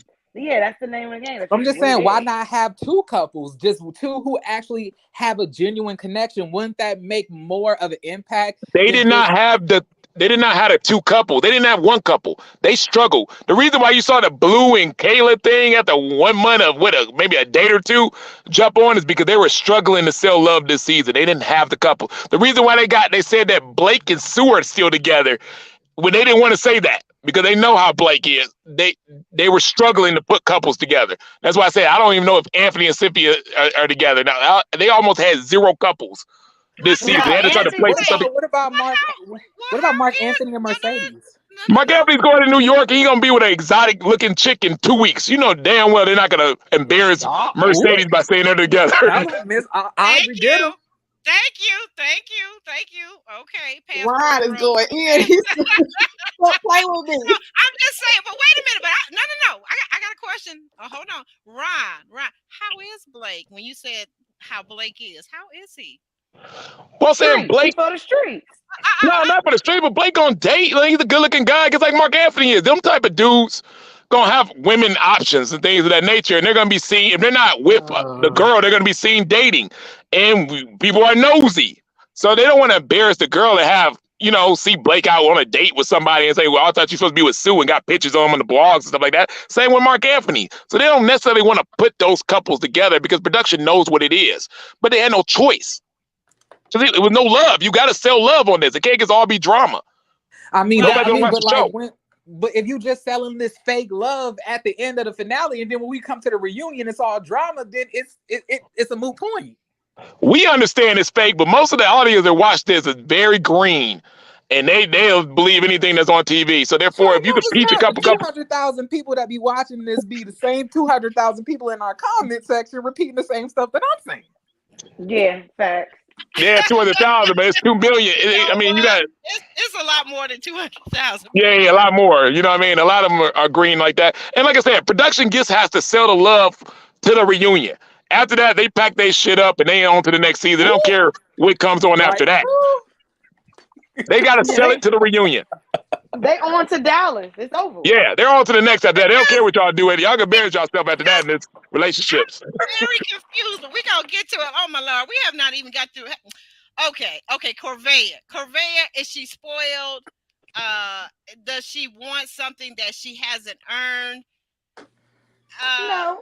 Let's talk about Corvair and these comments, because before Corvair was eliminated, the men were starting to get triggered. They were starting to feel a certain way about Corvair, all except, of course, DeMario and Febreze, who actually once out on a date with Corvair, he felt like he had met a kindred spirit. He had money, and he was like, but he made it seem like as if she was a prostitute. I don't think that's the same thing. Who's that back there making all that noise? I don't think it's quite the same thing, guys. So, Kia, what impression did you get from Corvair this season? You said me, Kina, or Kia? Kia. She just was a woman that knew what she wanted. I mean, there's nothing wrong with that. I'm sure there's a man out there that is for her. Mm-hmm. A lot of times in relationships, women, I can speak for women. So again, I'm doing Jeffrey, who we just got on a topic about, is the word choices. But we sometimes, I'm speaking for myself, you can speak, not tell what you really want in a relationship because you want to keep that man or whatever. And she just came out the gate saying, hey, this is what I want. This is what I need. And if you can't provide this, then it's not even an option. So she's being upfront and being true to herself. Again, we don't have to agree, but that's what she wants. So again, I don't see nothing wrong with it. If that's what lifestyle she wants, that's what her choices are, I'm okay with her. Yeah, I respect where Corvair was coming from by knowing what she wants and her background of not having anything, and now she has lawyers and doctors in her family, so she has a certain standard. I can get with that, okay? But I think what a lot of the guys were questioning is with these kind of gold digger vibes. Okay, I get with you, we fall in love and we build something. Let's say we start having some financial difficulty. What are you going to do? Run for the hills? You're going to dump me? That's where the fear comes in. Okay. And I'm gonna jump on you. So just like how men like to look at beautiful women and like, okay, she's pretty now, but then when I get a little stomach going on, or little things ain't sitting up like they used to, will you go cheat? Will you go lead me for the next version, the younger version of me? Will. So at the end of the day, we on that side too, Alex. So I had to jump in and get you on that one. Thank you. Can you hear me now? They will always get you in check. Thank you, Kia. Can you hear me now? My hero, advocate Kia, advocate Kia. But see, here's the thing, Aubrey. We cannot praise Corvair for blatantly stating what she wants, and Blake did the same thing. We condemn him. So what's the difference? Who condemned Blake? I wasn't on that part. I don't know what you're talking about. Right. I think the problem is, and you said it before yourself, sir. I think the problem is her tone and her word choices for a lot of people. Okay, but what she said wasn't wrong, and it was for her. She wasn't stating it for all women. She wasn't stating it for Black women. She was stating it simply for herself. So whoever is turned off by it, so be it. That's their business, right? Mm-hmm. It is what it is. She has the right to state what she wants. But I do agree with you. You said on earlier episodes here that her tone and her word choice and leading with it was not always favorable for her. I do agree with you on that. And I do think that until she perfects it and smooths it out and not make it so harsh, I think she's going to have a lot of difficult time dating, honestly. I do. That's my thought. I may be wrong. She's very beautiful. I'm not saying anything else about her. She's beautiful. She's obviously very intelligent, well educated, and all of these things. But I think sometimes people get patterns in their life and they go from teen to 20 and they're dating the same way in their 30s and they never want to change anything about themselves. And they say, love me as I am. But, you know, sometimes you do need to make some adjustments and you need to pivot. I don't think she's gonna have a difficult time dating because she's in a crowd where she's dating the type of men that can afford the lifestyle. You know what I'm saying? Or can afford, so she's not in a room at the corner bar looking for men. You know what I'm saying? Like, so I don't think she's having a difficult time dating because she's a beautiful woman. She knows what she wants and she surrounded herself around the type of people, like-minded people that she want to be with. So I think she's fine. Yeah, I agree. Yeah, the thing is, men with money, with the money, don't have no problem with Corvair, what she said. They wouldn't even blink twice at what she said. The only problem is, if I could afford a Corvair, I could afford 1,000 more of them. and that's just the thing. The competition now goes up. It's like Ron takes. It's like he goes right down the street, but then takes a hard left to an avenue that I was more of a right, but okay. No, because nothing's right about that. Well, like, I'm not saying that's what I would do. I'm just saying, telling you from a man's point of view. That's how a man's thinking. But if I can afford her lifestyle, I can afford a lot of women's lifestyle. That's what they want. That's she has more competition. Jeremy, I was thinking right as in politically speaking, but okay, I do get what you're saying. I think Corvair. I think that I don't think that she's a gold digger per se, but it's to me like, somebody who was raised in an affluent family, you're going to have to be able to hold that same standard that her dad, set, for her, as in, spoiling her, doing all of those things. But in my opinion, I thought, and maybe I'm wrong because, from what I'm hearing from Ron, a lot of men are out here, just doing whatever. But I thought a lot of men, spoil their girlfriends in the relationship. Like, just period. Just give her a gift one day. Want to go on a trip this day. Like, I thought that was like a thing that happens unless y'all just are just in the house watching Netflix. If you're in a relationship, but if you just out there dating, there are no rules with that. You just go in as you please. See, guys, wealthy guys, rich guys, well-to-do guys have always had their pick of the litter. That's just the way it is. The way it's always been. So let's take the money out the equation. Okay. So again, when you're dating, you can avoid hurting getting people feeling hurt and a lot of stuff, and wasting your time if you just come out and say, hey, this is XYZ. Because at my age, there are certain people that I'm not dating. I'm sorry. So once we get these things out the way, okay, we need to go no further. We could be friends, but it's not going to be, going further. Like for me, I'm not having, I keep telling y'all, I'm not having any kids. I'm at the age where it's done. So if a guy doesn't have any children, okay, I might not be the one for you if that's what you want. So those are conversations. She's saying that this is what she needs. And so if she says it up front, he's not confused, if he know that he just filed bankruptcy, or he know he having financial problems, then you might need to move on, sir, and come back. And hopefully she's available when you get your stuff together. She just made a simple statement. This is what she needed. Let me tell you something. I love somebody who's straight up and can. Let me tell you, I'm about to tell you a little story. I ended up dating. Oh, Lord. I ended up story dating. time. I ended up dating a pharmacist like a few months ago. Oh my! And like, I'm a financial analyst. I roughly, I make right now, because I'm entry level. I make a good, I'll give y'all a range of $50,000 to $75,000. But the pharmacist was making twice my salary. All right. That ended up becoming an issue. Like Really? it was never said, but yes, like, because we weren't on the same level. We were not in the same level financially. Like, my apartment was not equate to his, luxury townhouse. His townhouse, yeah. Yeah, I was in his 3 levels, all of that type of stuff. I knew that I was dating outside my league at that point. I was like, I'm not where this person is yet. We're not equal. It's not equally yoked. Okay, but wait a minute. But so who was having the difficulty with this? You, him, or that person, or both of you? I'm sorry. I feel like it was me. If I can't be, and it's not necessarily the breadwinner, but if I can't be the main not benefactor, but the main, money maker, or us make the same, or us be at least close within, it's a little awkward. I know that I'm outside my league.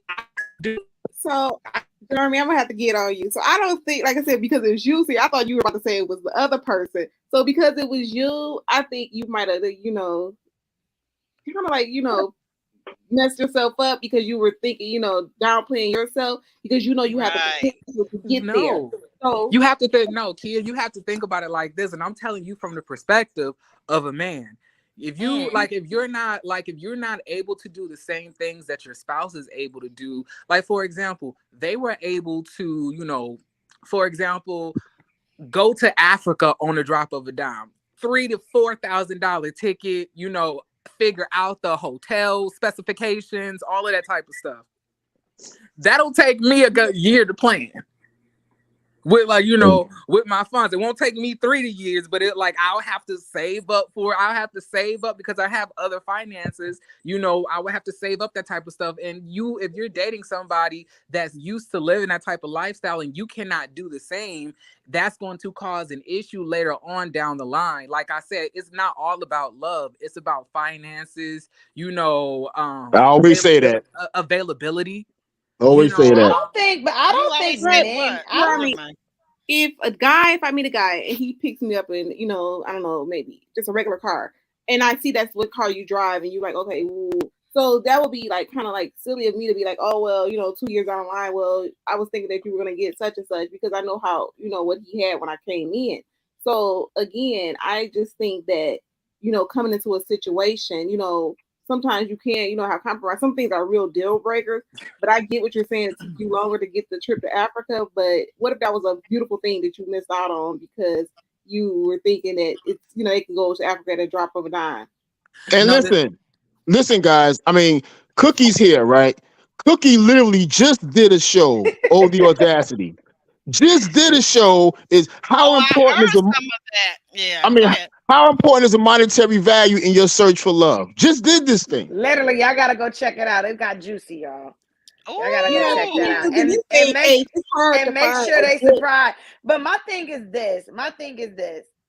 As far as Jeremy's concerned, I think men don't have a problem dating down. I think women have a problem dating down. Exactly. You see so many men that will date a female that it has significant amount, a lot less than her, right? And it's not a problem. The problem comes when the woman is dating down and the man has a significant lot less, and now it's a problem. You know what I'm saying? I see that a lot. I see. Really? What?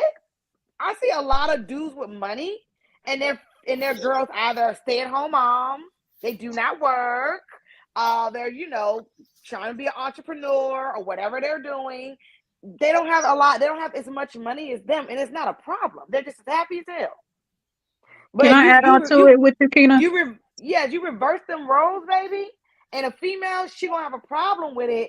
It's cute at first, then it gets a little ugly. Like this dude tripping right now, So Yeah. go ahead, add on Kina, to it. let me add on to it real quick, Jeremy. Kina and I telling no lies. One way it's gonna happen, one way or the other. It's gonna get ugly from one end or the other end. It's gonna be her and her ego bag saying, "Oh, I do all of this, I do all that," and belittling the man, or it's gonna be the man feeling belittled, regardless if she does this or not. She just says nothing. She's okay with doing everything or whatever, but he's gonna have an insecurity within him because he's gonna feel like I'm not being the man I need to be in this relationship. Or whatever. Yeah. And a lot of times when the man starts feeling that, and the man could chime in, sometimes even if the woman is doing everything, he's going to go elsewhere to feel validated, which is usually a downgrade from the relationship he is in. Yes, and that and that is why a lot of the men were intimidated by Corvair, and in my opinion, why Andre did not decide to date Cynthia, because Cynthia is making a lot of money, and it's cute when you can drive a Lamborghini, but you living in a 1-bedroom apartment versus me living in this 5-bedroom house making over $700,000 a year, and then the father of my children also contributing. I'm missing something here. You said Andre was intimidated to date Cynthia because she made a lot of money. That's what I'm saying. I feel like is another underlying factor as to why he didn't choose her, and also adding into what the issue was with men connecting with Corvair. Yeah, I feel like men connecting with a lot of. Choose her because she wasn't his type. She was his type. It probably was that too, but because he said it. He said it on the show. Oh, Andre chased that woman down a couple of times, but when I'll say another thing with Jeremy saying too, because I just rewatched TV. No. He chased her down. He walked away from Jeffrey to chase her down. But I'll say another thing too. The one thing I do know is when he was intimidated, it's not only by her, but by her father, their children, because that man sat there. Yeah, that man sat there, and I listened to it again today, and he said, "I'm not about to let anybody play with Cynthia." So he took up for his baby mama, like, "No, we ain't gonna do that. So if you about to come up in here and do whatever you think you about to do, don't do it here. Don't do it here." And he was actually in Forbes. But also, sometimes, it's for hard hairstyle. For hairstyle. Okay, go ahead. So, in the culture that we are now, it's hard for sometimes, like I said, the women that we're doing things now, we're making more money than back in the day. So it's hard for us to simply say, okay, I need a man. So he remember I alluded to this last week. He probably felt like, I'm gonna say probably because we don't know what he was thinking, that he wanted to feel needed, and Jeffrey was more of the like, oh, okay, I gotta be a biblical husband. I want to be at home with these kids. Cynthia dropped them receipts when his family asked her. She was like, I do X, Y, Z, boo, boo, boo, boo, and dropped the mic. So if it don't work out, she was gonna be fine. And you know what, Key? I'm gonna say this to Jeremy's situation. Jeremy's your own ego and insecurities got the best of you, bro. Because, and I'm gonna say this: if somebody's really into you, if they got a lot of money or not, if they into you, what's theirs is yours. That's how they're going to look at it. No, if they really want to be with you. That's a marriage, Alex. If you're dating, if you're in a relationship, if you're dating seriously, where you going? I'm not insecure. I'm realistic, and I'm intentional about my dating. If I know that this person is like 15 years ahead of me because he was also older than me, I'm not going to be here, wasting somebody's time. Yeah, I'm in my late 20s. I still need to go get my master's. I still have all of this stuff. He's accomplished that. Why get together in the first place? Huh? Why get together in the first place? It's a smash and grab. Is that what it is? A smash and go? Let's not get too explicit, but though, don't be in a business like that. But at the end of the But like I'm Exactly. saying, like I didn't know that's what they did in the beginning. Like we as you begin to talk and get to know one another, that is what we ended up like. He found that I was a financial analyst. I graduated from business school, and he went to pharmacist school, and Okay. he was a pharmacist, and we tried, but I just did not feel comfortable, and I You felt didn't like feel comfortable, but that's the key thing. That's what I asked you earlier. Was it the other person, or you, or both of you? And it was you. So I mean, it is what it is. But I have to get on with my notes, though, dear. yes. Okay. So let's see. We're talking about Corvair. Okay, we talked about her desire and her lifestyle and what she wanted out of a man, but we haven't touched on yet Corvair. Do you guys remember when Corvair told the ladies that Linden was trying to kiss her, and then it caused a ruckus with the other women? Does anybody remember that? Because I that was do. awesome. Okay, you remember it, ladies. Do any of you ladies remember it also? Because then she tried to say during the reunion that she didn't recall, but several people reminded her that, yeah, you did say that. Linden tried to kiss everybody. But He she did did say in the it. beginning. He did in the beginning, but she But did she say did say it. it. She did say it I remember that ladies' lounge when after he would try to kiss Marcia. Marcia mentioned it, and she said, Okay. "Oh, he tried to." And she said, "Oh, he tried to kiss you too." So that's implying that Oh, he tried to kiss you. So yeah. you said it. It's okay. It's okay, boo boo. You said it. But I get her, like Jeffrey. That wasn't for you to run the tell, especially when you over here claiming Sue Ann is an advocate. So you an advocate for Linden now? Mm, mm, He mm, mm. fake. Well, Lyndon says he's not a player. Lyndon was, but during the show, we get to the Lyndon, segment. Lyndon was smooching and he was hoochie daddying. That's what I said.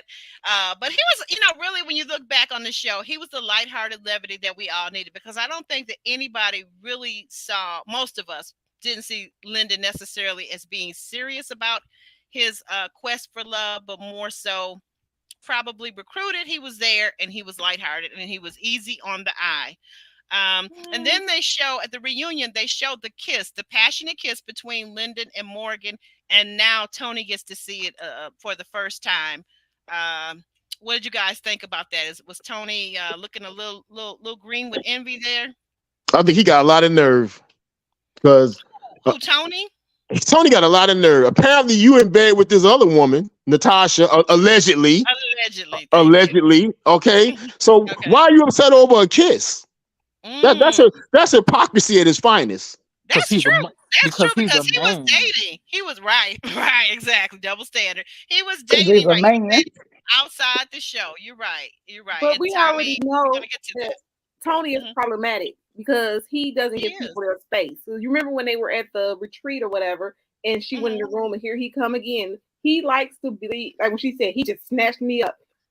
That's not cute. That's toxic behavior. That's how you end up Very getting much choked so. up later on, 2 years down the line.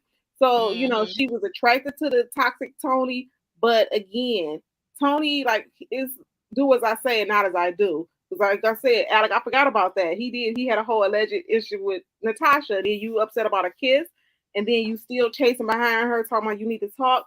Yeah, Tony. Yeah, he could have kept that face. What you mad for? And she called him a monster. Why do you want to be with a monster? We haven't gotten Because there. they're both We haven't toxic. gotten there She yet, liked guys. that toxic stuff. She liked that Oh, toxic love. I'm Yeah. convinced. Now that do be some And of the best, but at the end of the day, if we beyond it at this age, that toxic, thug passion, we not Tupac, so let's, at this age, be the we be the best, but be the best what, wow, Kia? wow. I cannot believe 10 more sessions of therapy ordered for you, Kia. 10 more sessions. But Um, next we find out that Blue's a cat man who used to have a monkey, which was interesting to me. But Jonique says that Blue seems to be sweet, but now her perception of him has changed because he asked her to date him after she left the show. Janique claims that Blue chose not to save her with the lifeline, and there's some back and forth going on. Who is that down at the bottom? Ron. I can't see your avatar. Ron, what did Yeah. you think about this lifeline situation and with the whole back and forth about Janique and Blue? I mean, I think the guys just thought they had like you said, can hold on to the lifeline longer, as they would have used it for Janique, but she didn't have a lot of connections. It was probably her time to go anyway. And Mm-hmm. I think Blue probably did throw her under the bus, felt guilty, called it up, tried to act like he didn't, and he was interested in things of that nature. See, Blue, y'all, no guy wants to be painted. Like, you gotta understand, males' egos is big on this show. And no guy wants to be painted as the guy that couldn't pull any girls, or the nice guy, or the nice guy finished last routine. You don't want that, because y'all just look at it from what women, like how the women bash some guys' narratives on the show. But the men care about what the men think. And if your boys are saying, dang, Blue, I saw you on there, you had all the girls, you the man, that makes him feel good. It ain't Right. you were the slow roller, you wouldn't talk to any girl, dog, you was scared, that narrative. Blue didn't like that narrative. No guy wants that narrative. Even though the women think it's a nice little sweet narrative and stuff like that, what your boys gonna think? What's the men gonna think?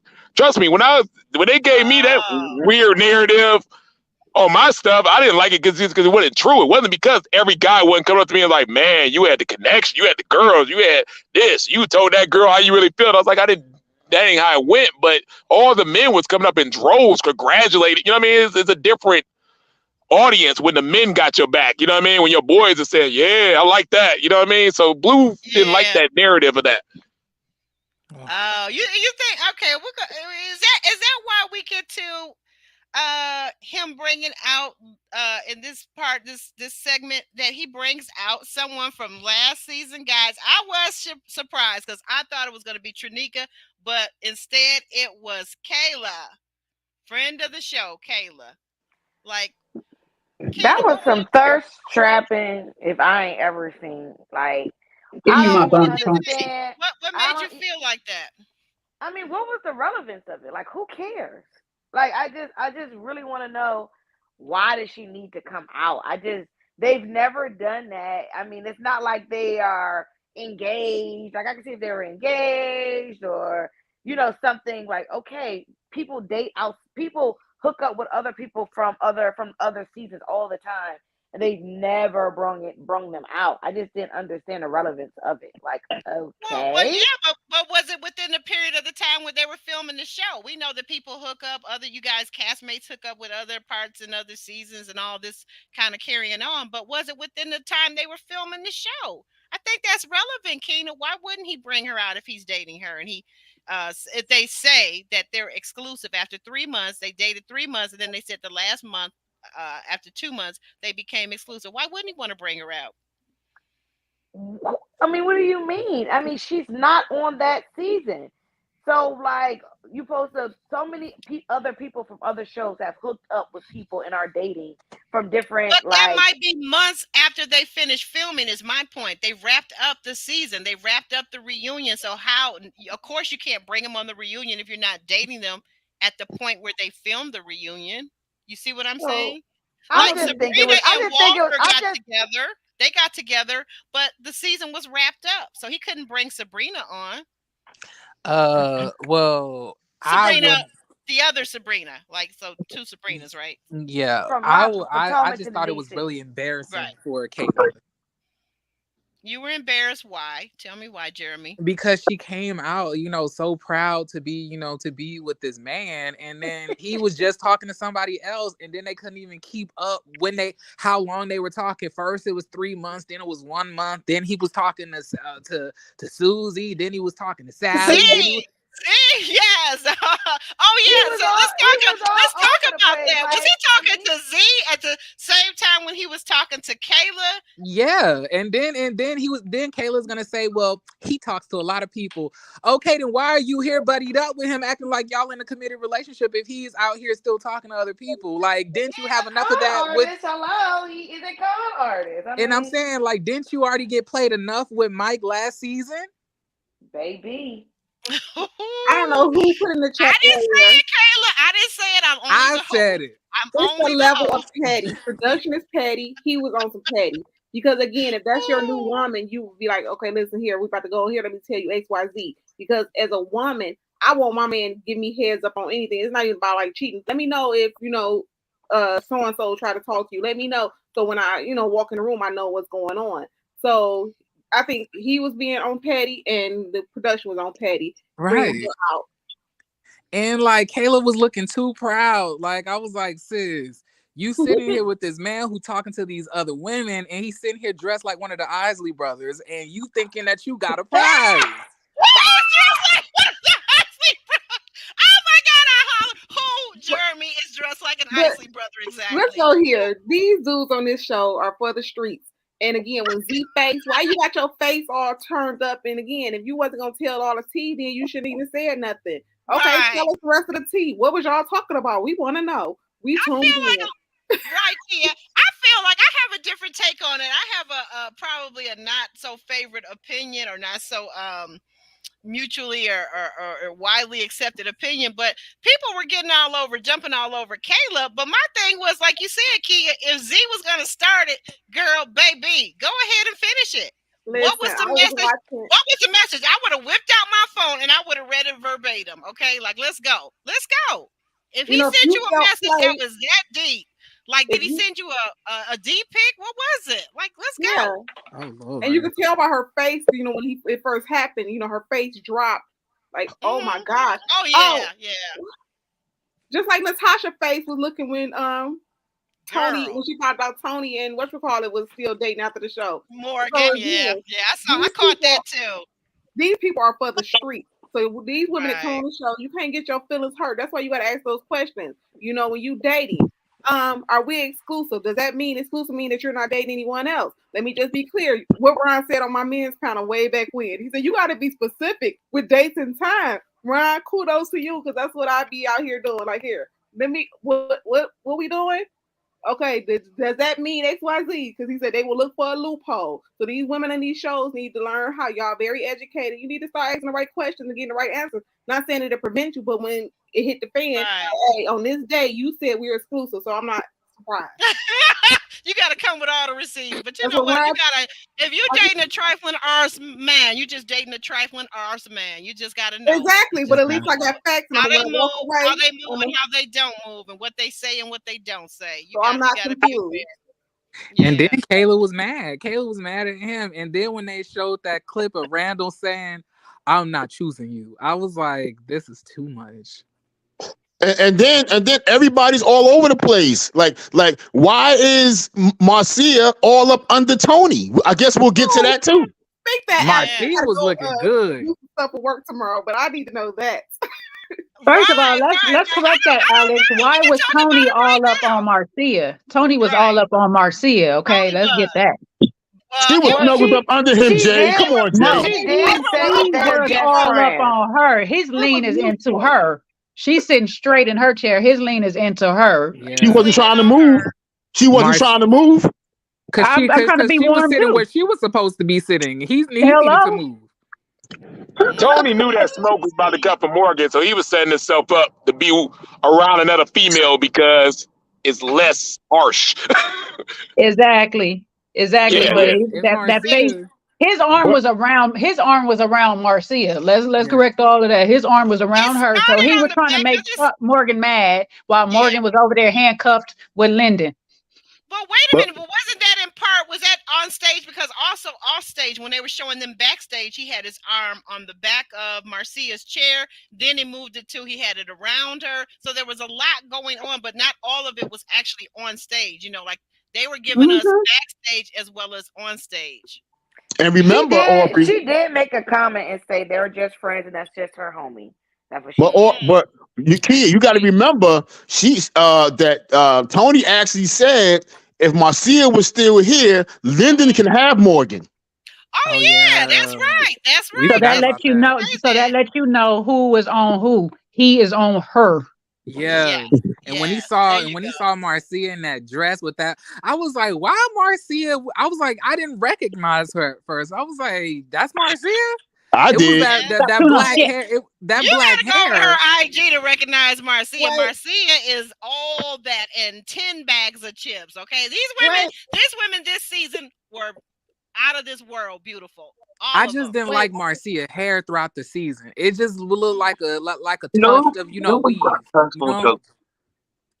Okay, but go ahead. Who was that? Keena was saying something too after Jeremy. Well, anyway, backstage, Z is hashing it out with Blue, and I thought it was so funny when she was hashing it out, and he was trying to explain, and then he said, somebody's calling me," and he ducks out. That was so hilarious. I was like, these men, they like, he just ducked out. I'm like, okay, good Oh, that way was to a pimp move. Yeah, well, we know where he's pimping now, but okay, all Did right. y'all see how what's her name? Morgan. Morgan, I'm scared. Like Morgan, the Nair thing, I'm just scared of Morgan in real life. Because some of the stuff when she In asked, real life, when and she this asked is a Detroit Marcia, girl saying this. Okay. so when she said Marcia, and Marcia said, "Don't put me in that." She said, "Well, you looking?" I was like, "Okay." She just straight checked Marcia. So I thought Marcia was agreeing with her at one point when she called like Marcia. I wouldn't just call him whatever she called him. But I was Okay. like, yeah, she is just too wild. She's a wild card. So they better just be mindful of dealing with her. Well, what about Febreze? We got to throw Febreze in here. Febreze claims that all these people, all the singles were too stiff early on when he was added in as a, what was it, Alex, a curveball? Febreze was a curveball, right? Yeah. Yep. Okay, so Febreze says that all the people were too stiff on his dates, and he wanted to lighten the mood. So what does he do? Of course, he brings up sex. The women just said like they felt like he was doing too much. He was old enough to be their dad. They didn't think it was appropriate, and it was kind of like a little bit on the creepy side. Yeah, but Aubrey, Anybody have a different opinion than that? yeah, I mean, I'm not wasting my breath on him. Listen, I mean, I'm not wasting my breath on him. how can he say? How can he say everybody else was stiff? Apparently, he was the one that stayed stiff. Alex, I like the way you did that. I like the way you did that. I gotta give you an A+ because you slid that one in, and it was PG-13. But Okay, I got you. I got you. I think Febreze just wasn't. He didn't know the show. So, you know what I mean? You going on the show, you see 10 women. You can tell by the comment that Mario said he made when he gets walked in. Even first thing he said was, "So who you smashing?" So like, Febreze looking around like, "Oh, okay, 10 beautiful women. Where the condoms? You're not offering us no condoms on set. What's going on? What is going on here? What's going on? You got liquor here? You got a liquor with no condoms? Where are the condoms? What are we doing?" It was off the chain, but I'm telling you, if they had kept him on a week longer, I think they would have been they would have had the need advocate suit. Let me just put it that way, because the way he came on Marcia when she went to eliminate him, the way he came on her about her attire, about her body, I mean, it's like, no, sir, we're not doing that. It's okay for you to look, sir, but you don't have to say and do all of that looking like you about to touch, reaching over your hand like a centimeter away from her body part. No, sir. We're not doing that in 2023. No, sir. But I thought he was like younger than Blake. I don't know. That's what they said on the show. You don't remember us talking about that? His age, yeah. What did it say? Like he was 39 or 40? No, they said that he was like, they said he was 45. Well, Blake is 45, so they're the same age. But you know, he doesn't have okay, I know it doesn't seem fair, Jeremy, but to your point, you're right, but he doesn't have the appeal that Blake has physically for the women. Okay, let's just say it that way. I mean, let's be real. Like person A who is beautiful or handsome, you know what I'm saying, can get away with more than person over here that is not as beautiful or handsome. It is what it is. Okay. There's a pretty handsome privilege there going on in the world. I mean, you know, I didn't make the rule up, but it is what it is. And besides that, did we think that a lot of the women this season actually liked Blake besides Sue Ann and maybe Cynthia? I think they love to hate him. I don't know if they love to hate him. I think they just saw some things about him and they didn't like those certain things, Alex. It doesn't matter if they like him. If the woman finds you attractive, you can get away with more stuff. Mark Anthony, a lot of them women, they were trying to eliminate him. He could have got away with murder with touching and flirting extra hard if he wanted to. They were going to let it pass. I don't know about all that touching part, because by the time you touch me, I don't care how you look. If you touch me without my permission, we got a serious problem. But you gotta understand, and I know this is gonna sound horrible. It is. I'm sorry. I apologize. Oh my God, he's about to go right again. He's about to go right. This is about to go real right. But if you were a guy like Febreze, and we know that he probably does not date a lot of African American women, independent and things of that nature. He's traveled, he's been to Paris, stuff like that. And these women are wearing these type of outfits with the cleavage out, with the the tights and the booty. The how people wear this stuff. And black men are just used to seeing this, so we don't look at it in a sexual way. But another person looking at it might say, okay, so you want to wear that outfit? No, it's on, ain't it? You know what I mean? They're gonna have a different mindset on that if they ain't seen it a lot and things of that nature. So, and we know these women dress sexy on this show. You know what I mean? They just do. Yeah. So for him having a sexual mindset could be just not used to dating in that environment, our people and things of that nature, and used to them wearing, tighter clothes than usual. It's not conservative dressed on the show. Women are trying to be sexy and look sexy and things of that nature. And he took it as, okay, that means you're advertising it. Mm-hmm. Well, it's a lot of things being advertised. They advertise Rolexes. That don't mean you get to grab one and wear it around on your wrist unless you actually. I think it was because he was older. Because you remember when Cynthia was like, and that man is not 45. Let's just say that man. He is not 45. That man is every bit of 60. Yeah, Cynthia said he's old enough to be my daddy. So right. I'm like, what? If they in their 30s, he's got to be in his 50s or 60. Come on now. There's nothing about Febreze that says 45 except the lie down at the bottom of the screen. And why y'all mad at Febreze? Because he led with, the hot and heavy, and that's who he is. But we praise Corvair for leading with money. People lead with what they lead with because that's who they are.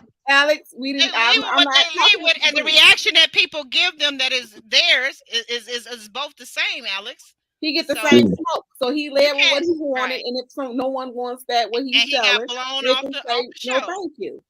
No, thank you, sir. We don't need that. Bye. See you later, Gator. Blake was on the chopping block the first 5 or 6 weeks, and he managed to survive. But what Ryan said, we already know about television.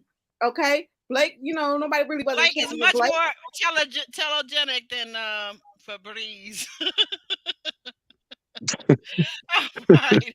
Okay, so what's Febreze too much? Yes, I think he was. But now we're gonna move on to the journey of advocate Sue / Blake / Anthony / Jeffrey.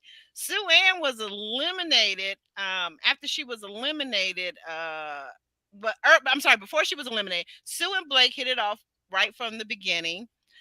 She also seemed to have a little bit of a connection with Anthony, but she also pointed out that he was not assertive enough.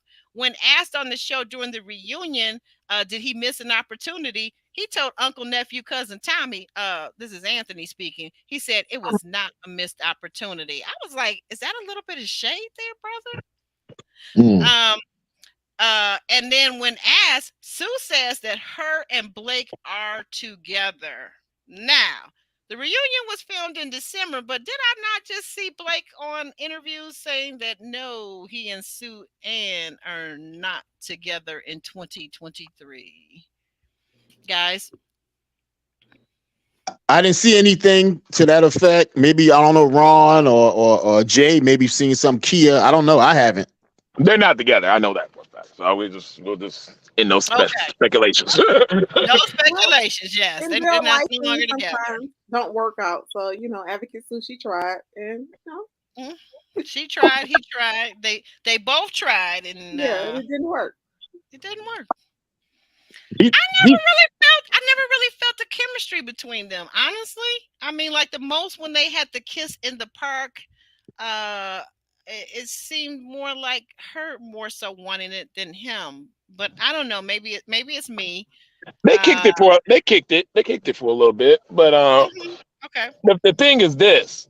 That's why I said. That's why production would have. If they would have known, they would have had to piece them together at the reunion like this. They would have let them go and make it to the end.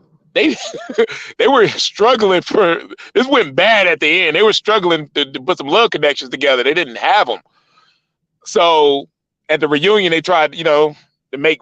You got to have at least a couple couples, like, you know what I mean? If, like I said, if Cynthia and Anthony, if we find out that body language was right and they're not together, That means Blake and Sue is the only couple this season Right. for a Then second. baby You know what I mean? Like was that's bad. Like you can't. You know what I mean? You had to sell one love story or something like that. So that made me think like something's wrong because I wouldn't think that they would celebrate Blake and Sue as a couple like that on the reunion unless that's all they had.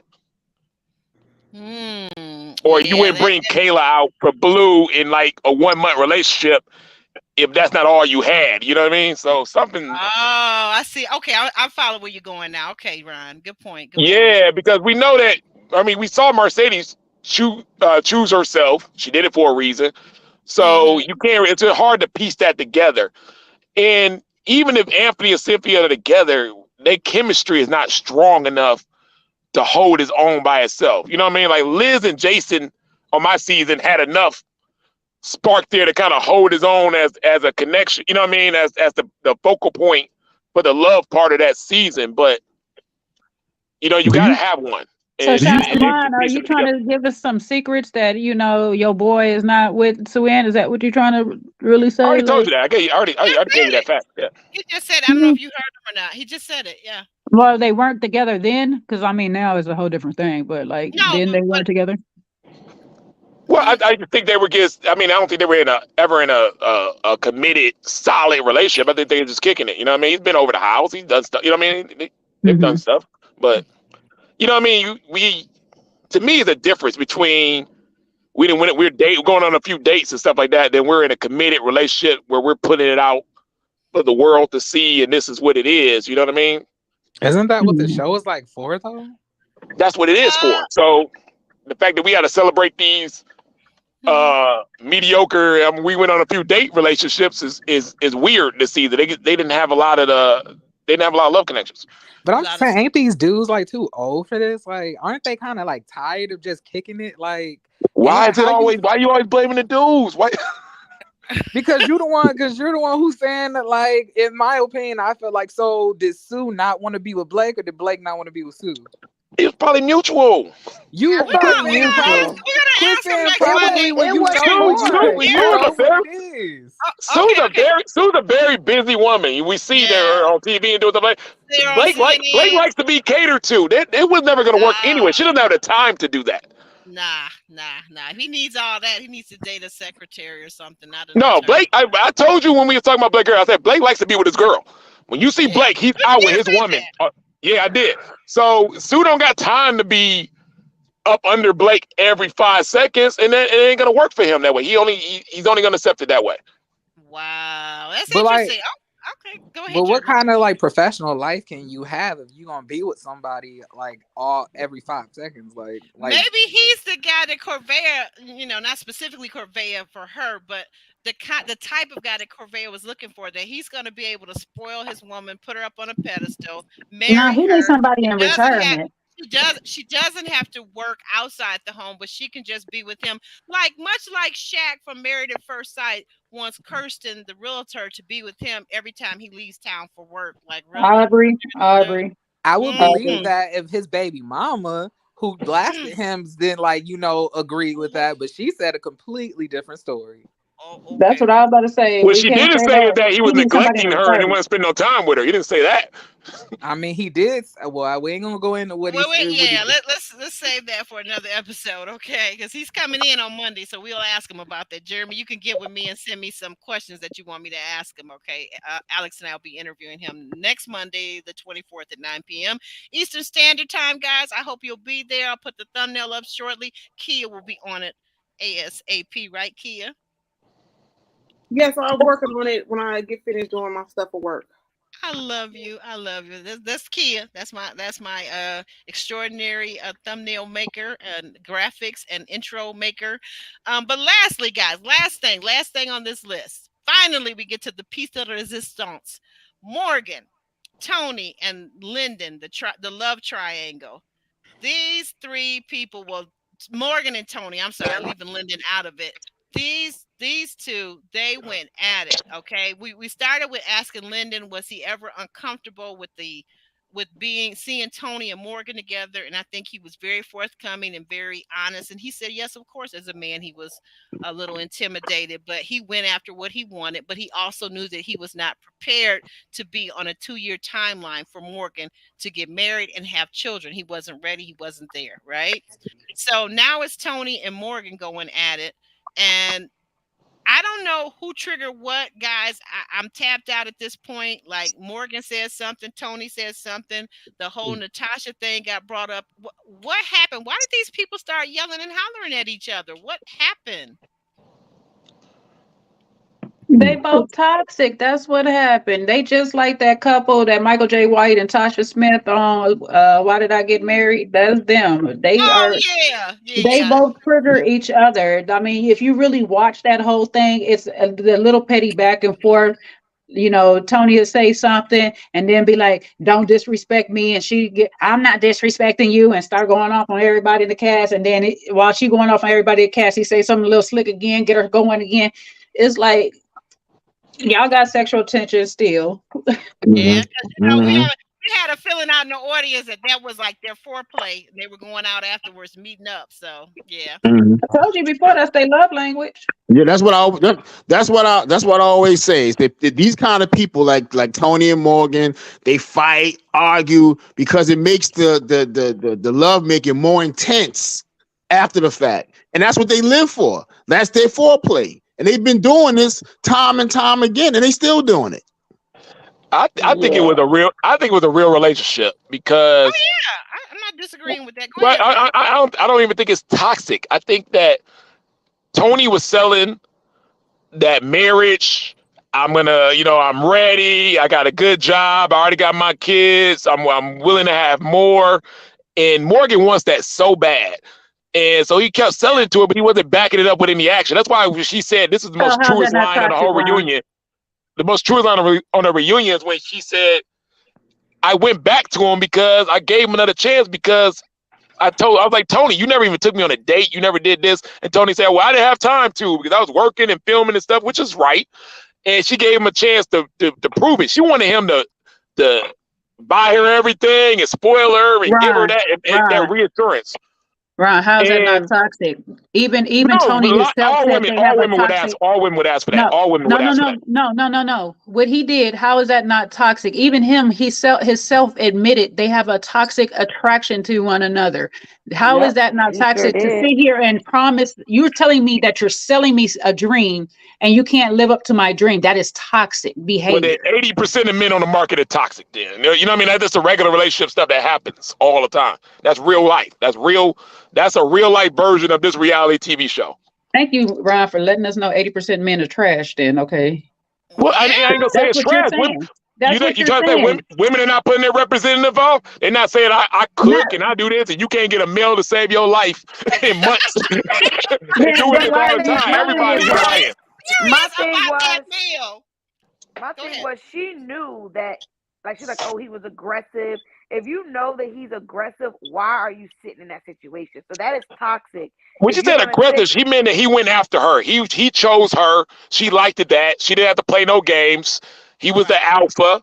That's what she wanted. She wanted the man's man that was going to take care of her and give her the life that she wanted with the family and the kids and everything else like that. Only problem is Tony. New York shit he was kicking. He was spitting. He was spitting game because his actions wasn't showing that.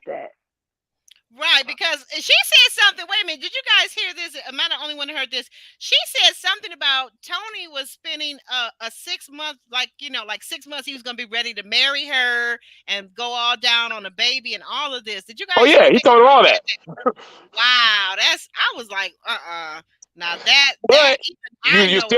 he's never stopped talking to Marcia. You can tell they've been talking on the phone even after the show. He's never stopped talking to Natasha. You can tell he still hears her. Tony thought he had more time in this process, and you don't. And I've been in this situation, so I understand when I have multiple connections, and you think you have more time, and you have to make a decision, and he couldn't make one. You know what I mean? And that was his problem. And once you make it, you got to stand by it. Like prime example, when I made a decision. Alexis was my number one. I still kept talking to Cassandra. I shouldn't have done that, but I kept doing it. You know what I mean? It happens. So I understand where he's coming from with being a male within that process. I wasn't ready for Cassandra to leave. I wasn't ready to choose. They made me. I had to choose quickly. He made me choose. So I was like, you can't force me in this. This is my life. I'm dating for real. So I'm not going to stop talking to her on the phone. And production don't like that. Oh, no, man, you can't keep talking to the women after, you know what I mean? It messes up the situation. So I understand the pickle that he was in, but learning from that experience, you just got to choose, man. You got to be down with your choice. I don't think Morgan really knows what she wants. She can't even decipher what love is from toxicity. Remember, she said, I've never been in love. She don't know what it is. She know what it is to fight, argue, and go to bed. And put nair in people's hair and do crazy stuff and then turn around and make love to them. This is what she's accustomed to. So she wants a normal, loving, caring family environment, but that's not what she is. She's attracting what she is, and thus Tony. I agree. I agree with that. Yeah, I agree with that. That actually does make perfect sense, Alex. It does, Alex. Definitely. Again, they're both people that are very passionate, but to the point that they're reckless. There's nothing wrong with passion. See, I disagree with all the people that say all this toxic arguing back and forth and then making love or having hot and heavy time is so great, because to me that they're just reckless.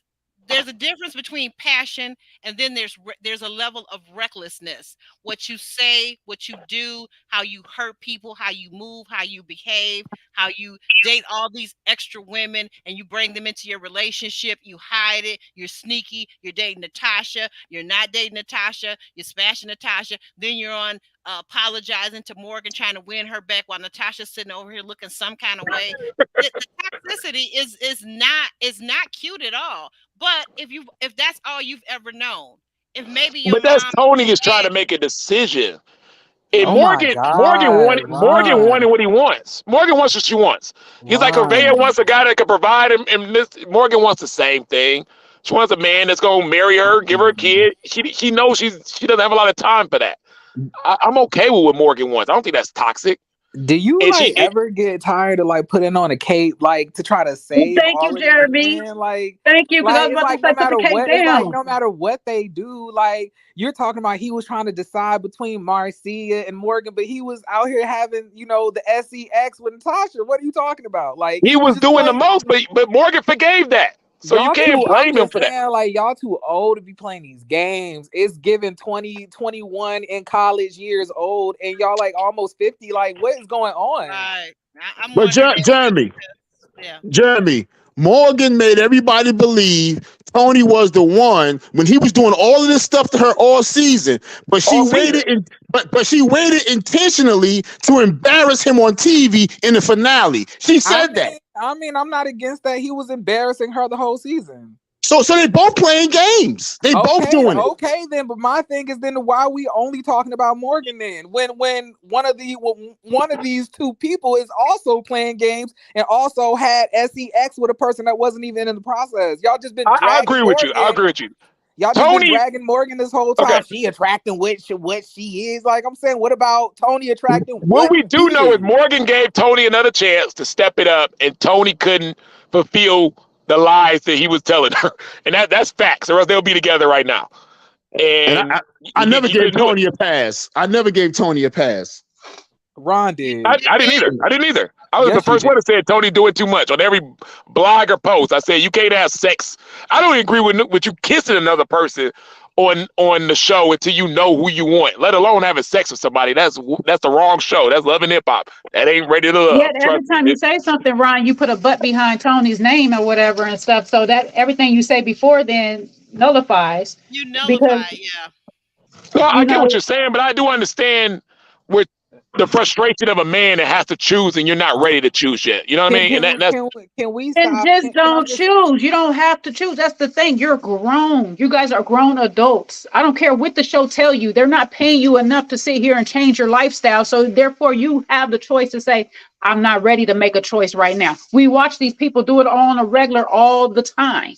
But to sit in somebody's face and say that you my number one, you been my number one, you this, that, and all this and a bag of chips, and I can take care of you after 6 months, and I'm gonna do all these things that you ask of me.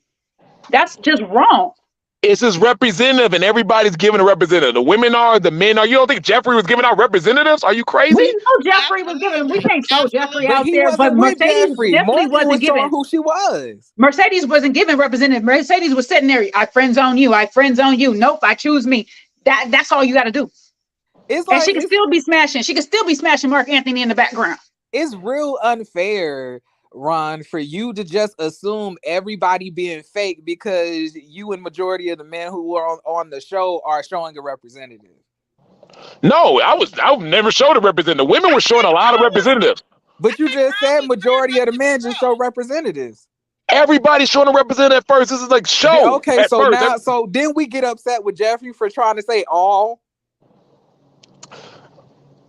Majority is showing a representative at first, and then you get to know the person and you go through the process. But at first, everybody's showing that representative off. So everybody's telling you what you want to hear, because nobody wants to get eliminated. Nobody wants to be the first one eliminated. They want to be the second or third one eliminated. So they're telling you what they want to hear. Maybe they can back it up. Maybe they can't, but they're gonna tell you. If Corvair is talking about I want a man to buy me a Benz and stuff like that, and she's your connection, and you don't want to go home, you're gonna say, "Oh, baby, what kind of Benz you want?" You know what I mean? It's just how it's gonna go. Yes, people will tell you anything, but Tony was actually showing her things too. And then when the process stopped, it stopped. So that's the problem. When she's still giving him the next chance, it stopped. No, I agree with that. It stopped. He couldn't back it up. He couldn't back it up. She gave him a chance to do it. He couldn't back it up. So we can't sit here and say that their relationship is not toxic. That is a toxic thing to do, to sit there and build somebody up to even get a second chance, third chance, fourth chance, and still let them down again.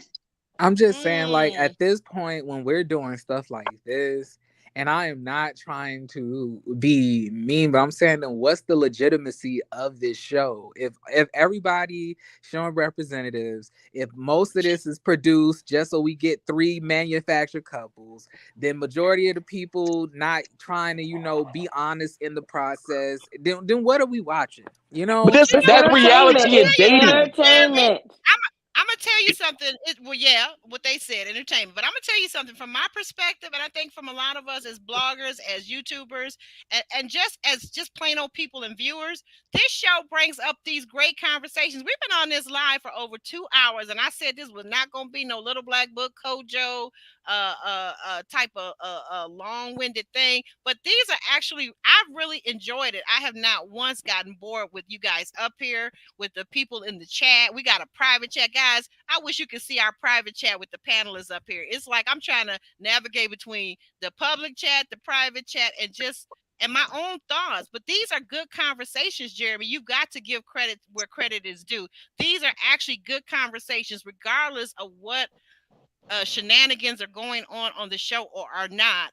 These are excellent conversations that single people need to and want to have, and even married people talk about it. I think that the person, I got this comment up on the screen right now, and then we're going to welcome in Little Hurdler in a second. But I want to read what Jay says. Jay says something I think is very relevant. I don't know this first part. I can't quite see that first sentence, so I'm going to skip Yeah, you see it. You see it.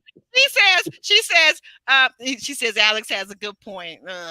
Anyway, she may not understand, and I believe she means Morgan. Morgan may not understand. Love and marriage are tough. It's not cute. Most of the time it's boring. Sometimes it's good, other times it's bad. That's real life. It's not a fairy tale. Exactly, Jay. That's what a lot of people are not getting, whether they're watching the show or whether they're on the show. They're not getting, hey, Sabrina, so welcome. Hey there. Good to see you. Lovely, lovely, lovely. This is Sabrina So. She is a YouTube content creator. She runs an excellent program. She does Ready to Love as well. And tomorrow I will most certainly be in her chat. And she's an alumni. And she's an alumni. Yes, thank you. Thank you for that, Alex. She is absolutely a Ready to Love alumni. She created the bridge scene where the woman chooses herself. I love that about her. Legendary. But Jay, to your point, I think you make the excellent point that a lot of people miss. that if they don't know love, maybe they've not seen it in their home, maybe they've not seen their mother and father living together, coupled together, or not, or maybe people are together, but they're not having healthy relationships in front of their children. That is such a key point, that a lot of times marriage and good relationships are just boring. They're just day to day, just like going to work. It's routine, because me, myself, I look forward to the part when it gets to the partner relationship where it's routine, where it's normal. I don't want all the, like, to Ron's point, where we are, in the beginning meeting people and we got our representatives on and we want to be smooth, we want to be this, we want to be that. I think that's a lot of us, male, female, women, men. It's not just the women, it's not just the men, it's all of us. We all want to put on a good face, do we not? We all want to the number one dating hashtag right now, and I'm in the streets, go ahead, is women are saying, "Do not introduce me to a vibe you cannot keep." That's the number one hashtag on every dating site, on everything in the streets right now. That's what the women are saying. Don't introduce me to a vibe you cannot keep. Because men are coming with that representative and a nice dinner and all that stuff at first. And when they get down to the nitty gritty of the stuff, the men either stop, or none of that stuff's there, or or you'll never get that beginning again. And women are sick of it. Ron, that's very unrealistic, man. It's like a dope fiend chasing that first high over and over again. You can't keep that up, because real life will intervene. Things will happen. There will be crisis periods. There'll be deaths. There'll be things that somebody will get ill. You cannot keep that up. That's why we have an 80% single rate. Can I speak? Hello. Can you hear me? Oh, yes. I'm sorry. I meant to introduce. Welcome in, Little Hurdler. Little Hurdler, can you go ahead, jump in? We've all had a chance to have our say, but she wanted to come up, and I thought she had a very unique perspective. So go ahead. I'm sorry I can't introduce myself, but folks, can you hear me? Yes. Can you turn it up a little bit? If you could turn your volume up just a tad more. Okay. I gotta, because you caught me off guard. You wanted me to speak, and Alice, I got your back. But man, Ron, don't say that. I might have to. My finger might click on your thing and remove you from the stream by accident. Don't hate the player. Don't hate the player. And go Knicks. But Ron, I want you to break something down for me, please, and for the ladies in the chat. Help me understand, what do you define as toxic in a relationship? I think toxic is like manipulate, something that's you're planning something towards that person. So if you deliberately doing something or act a certain way, then that's bad. But if it's just you being naturally yourself and it happens within a relationship, I wouldn't call that toxic. That's dating. So what Tony and Morgan was doing, that's dating, not toxic? It's a lot of Tony and Morgan relationships out here. And I honestly, the fact that I'm not going to say we have to normalize it, but it's normal. So when she was crying in the room with Cynthia, that's normal?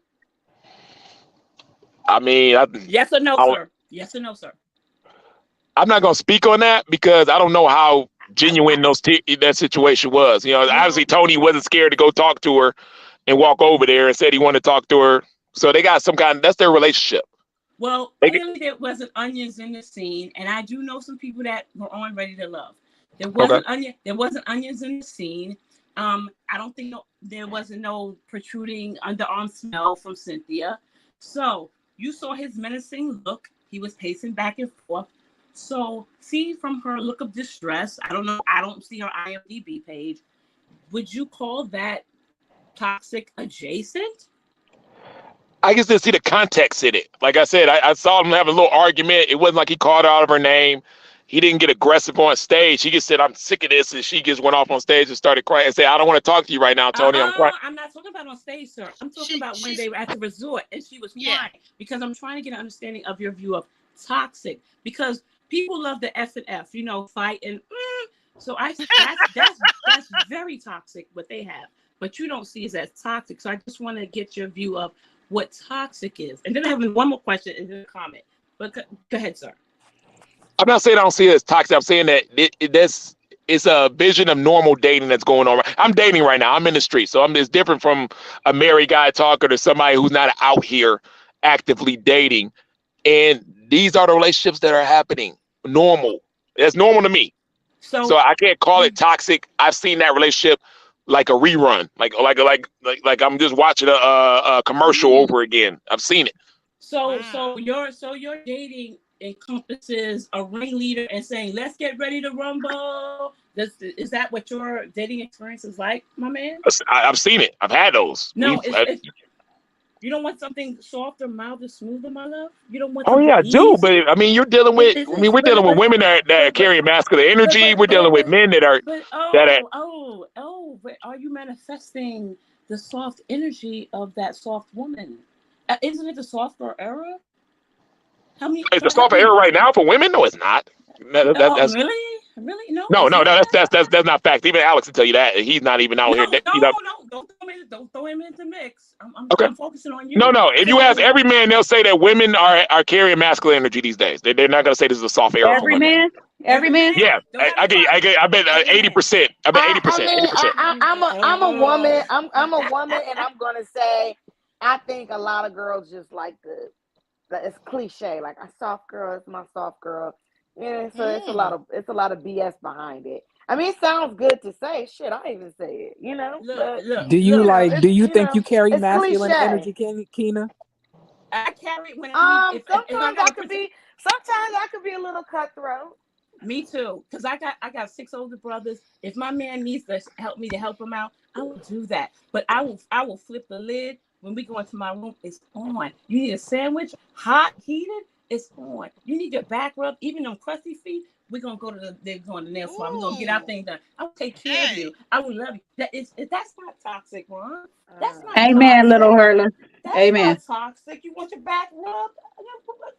Yeah, but what men are saying is, where do I have to, you know how long it has to take me to break through force fields and everything like that to get to that point in the relationship where you're doing this? Right, real quick. You want to know why it takes you so long to break through a force field? Because you're walking in with a representative. If you walk in with yourself, it won't be so long. I don't know how to be nobody but me. If you ask anybody who knows me, they say they've been the same Ron for 20 years. I mean, like, that's just me. I mean, so I'm just going to say straight up, like, you're right, Ron. I agree. Like, it takes a while. It's going to take a while for me to be like, oh, baby. It takes a while. Toes. Let me see them toes, and let's go get them toes done. Like, I think I need to take a flight to Brooklyn, New York, and I need to hang out with Dina and see how Dina operates, because it don't take a while. All you have to do is bring your genuine self. You don't have to do from New York, and I wish a nigga would pull his toes out on me. Like, Keena, I ain't talking about like the first date, but Keena, you know the way. Okay. I'm just saying. Like, you're thinking that these women and these men are just dating one person. Ready to Love is a real situation. Everybody's talking to different men in the DMs and this and that. So it's not like you just meeting a one. First of all, for a person who used to be in these streets and talk to multiple people at the same time, I ain't never had to be hard with any of the men that I chose, okay? Because one, they came correct to me to let me know where they're going to stand. If I got to be hard with you, I already know you're not for me. We're friends. That's one, okay? Two, they ain't never showed up with a representative, so they got what they want without any fight and hassle, because I was getting what I wanted without any fight and any hassle. And let me tell you something, Keena. So I went somewhere, and then I said, oh, it was my birthday. I put I don't have my representative. I just did Dina. Oh, somebody made me a whole lobster dinner. That's how Dina rolls. And Dina takes that all across the world. You just have to be you. And I know you're lovely. We could do this. We could do Brooklyn. Just reach out to me. Ron, thank you for answering my questions. I appreciate that. Last comment. No problem. Last comment. But I also think, Dina, that you know, you're from New York. The men in New York are just built very different. Women in New York are built very different. So it's hard. It's hard to be, you know, in different regions. It's a little hard to just have a soft life flow, because you have to really cut through the weeds. And even a dude, like, you know, there's a lot of rat chasing and stuff going on in New York. So you just really got to get through it. So just to be so soft, you got to be on defense. And I think that's kind of like anywhere really now. Like, you don't know what you're getting with people. Like, nobody knows. I hear that what you're saying, but I kind of try not to operate from that space, because I've had to work in different countries. Like, I had to work in Paris. I've had to work in Belgium. And dealt with Did you run into Febreze? Wait a minute, hold up, little Hurler. Did you run into Febreze while you were there? I'm sorry. Would I smash it and grab it? Yes, I would. Yes, I would. If we met up in Paris, yes, I would. That, but you oh my goodness, I'm matchmaking now. No, but I would, but because the way I know his style. I know it's what he. I get him. I get what he's saying. I do too. But I operate from a certain space of having worked overseas and did certain things and growing up with 6 older brothers. I think my mentality is just a little bit different than most, and so that's the way I operate from a certain space. So you seem cool. Hell yeah, she is. She's very cool. But here's the thing. This to kind of surface my situation. I don't play for dating. I'm out here playing for marriage. I play for rings. So I have to look at it a little different. You know what I mean? Because I only get one shot, one choice. I got to look at it from a different lens when I'm out here dating and stuff like that. So it's not just a representative thing or breaking through. It has to be right for my life, my lifestyle. Everything has to be joined. And if it's not, I'm not going to take the time to break through the walls and everything else like that. I have one shot at this. I got to get it right. I'm pursuing a wife. So Ron, you've been on. Go ahead. I'm sorry, but this is where you ask key questions to break. You don't have to break through. You ask key questions, and you should know that because I asked that from you. You know what to ask.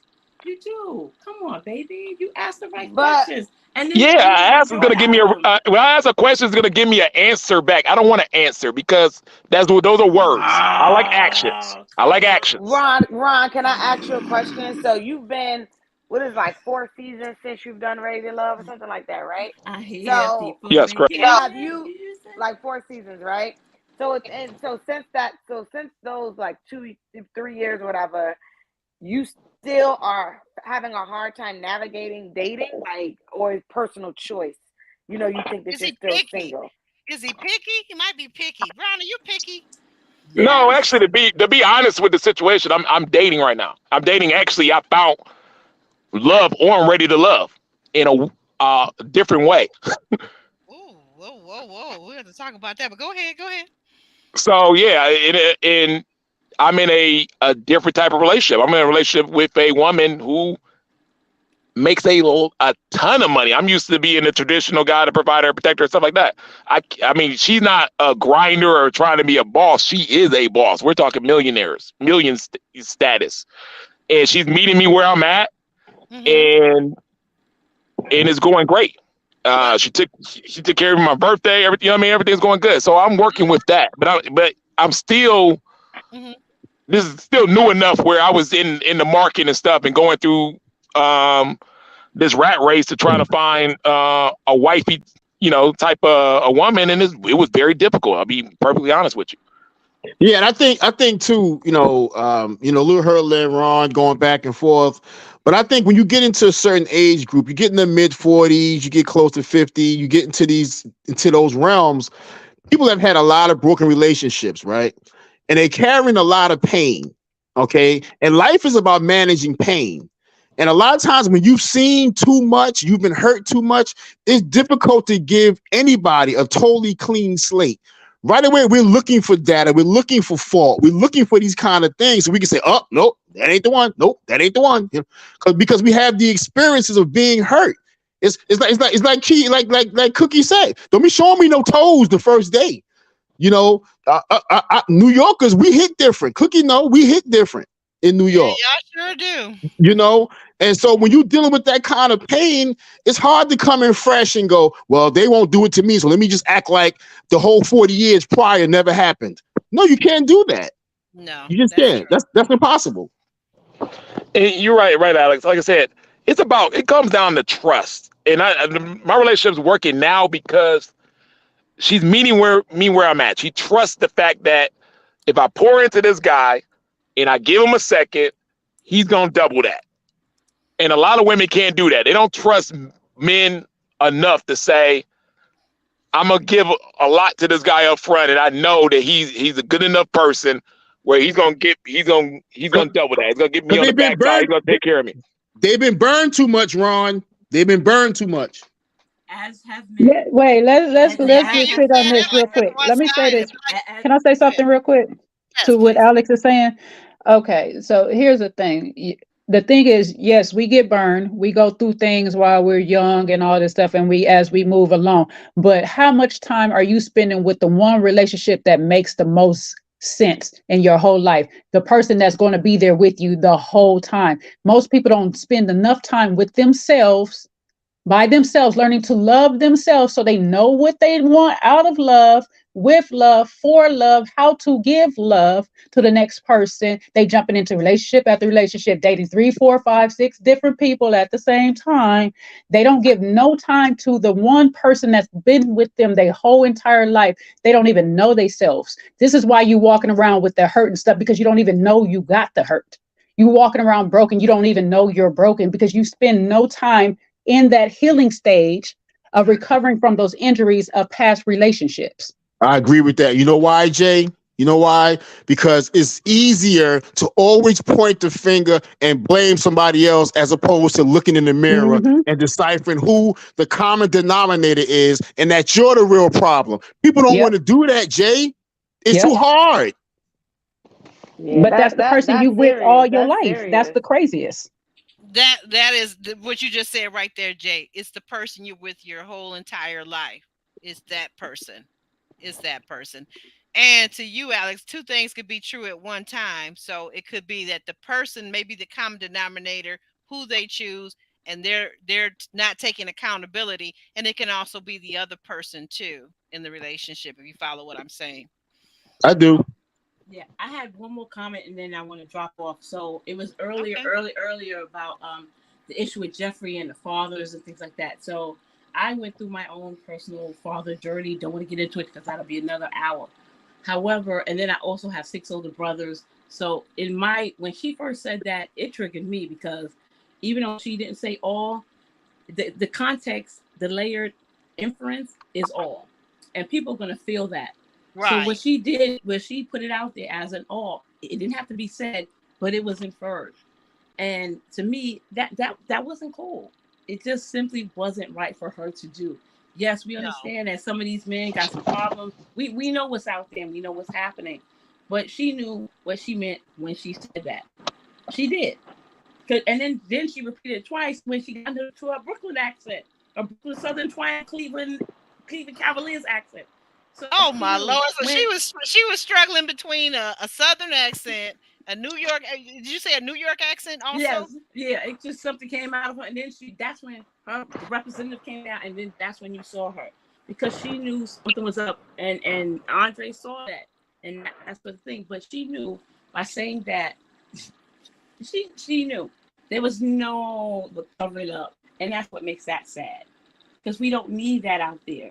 We know it's out there, and we're trying, figuring it all out.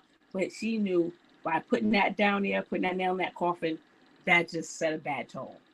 It's clear that she had an agenda. And I'm a woman. I'm a black woman, and I've dated black men, and I've dated men from other ethnic groups and races as well.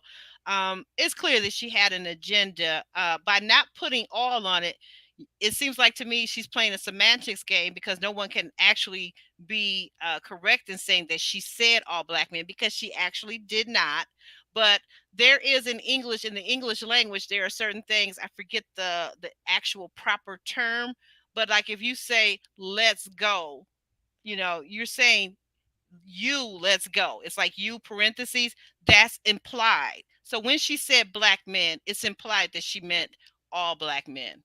And that was incorrect because all black men are not poor, irresponsible fathers who do not see their children, who do not pay child support, who are not active in their children's lives. And that's a whole nother live, though, that we could do about what are some of the limitations, what are some of the constrictions about why men and women aren't co-parenting well, right?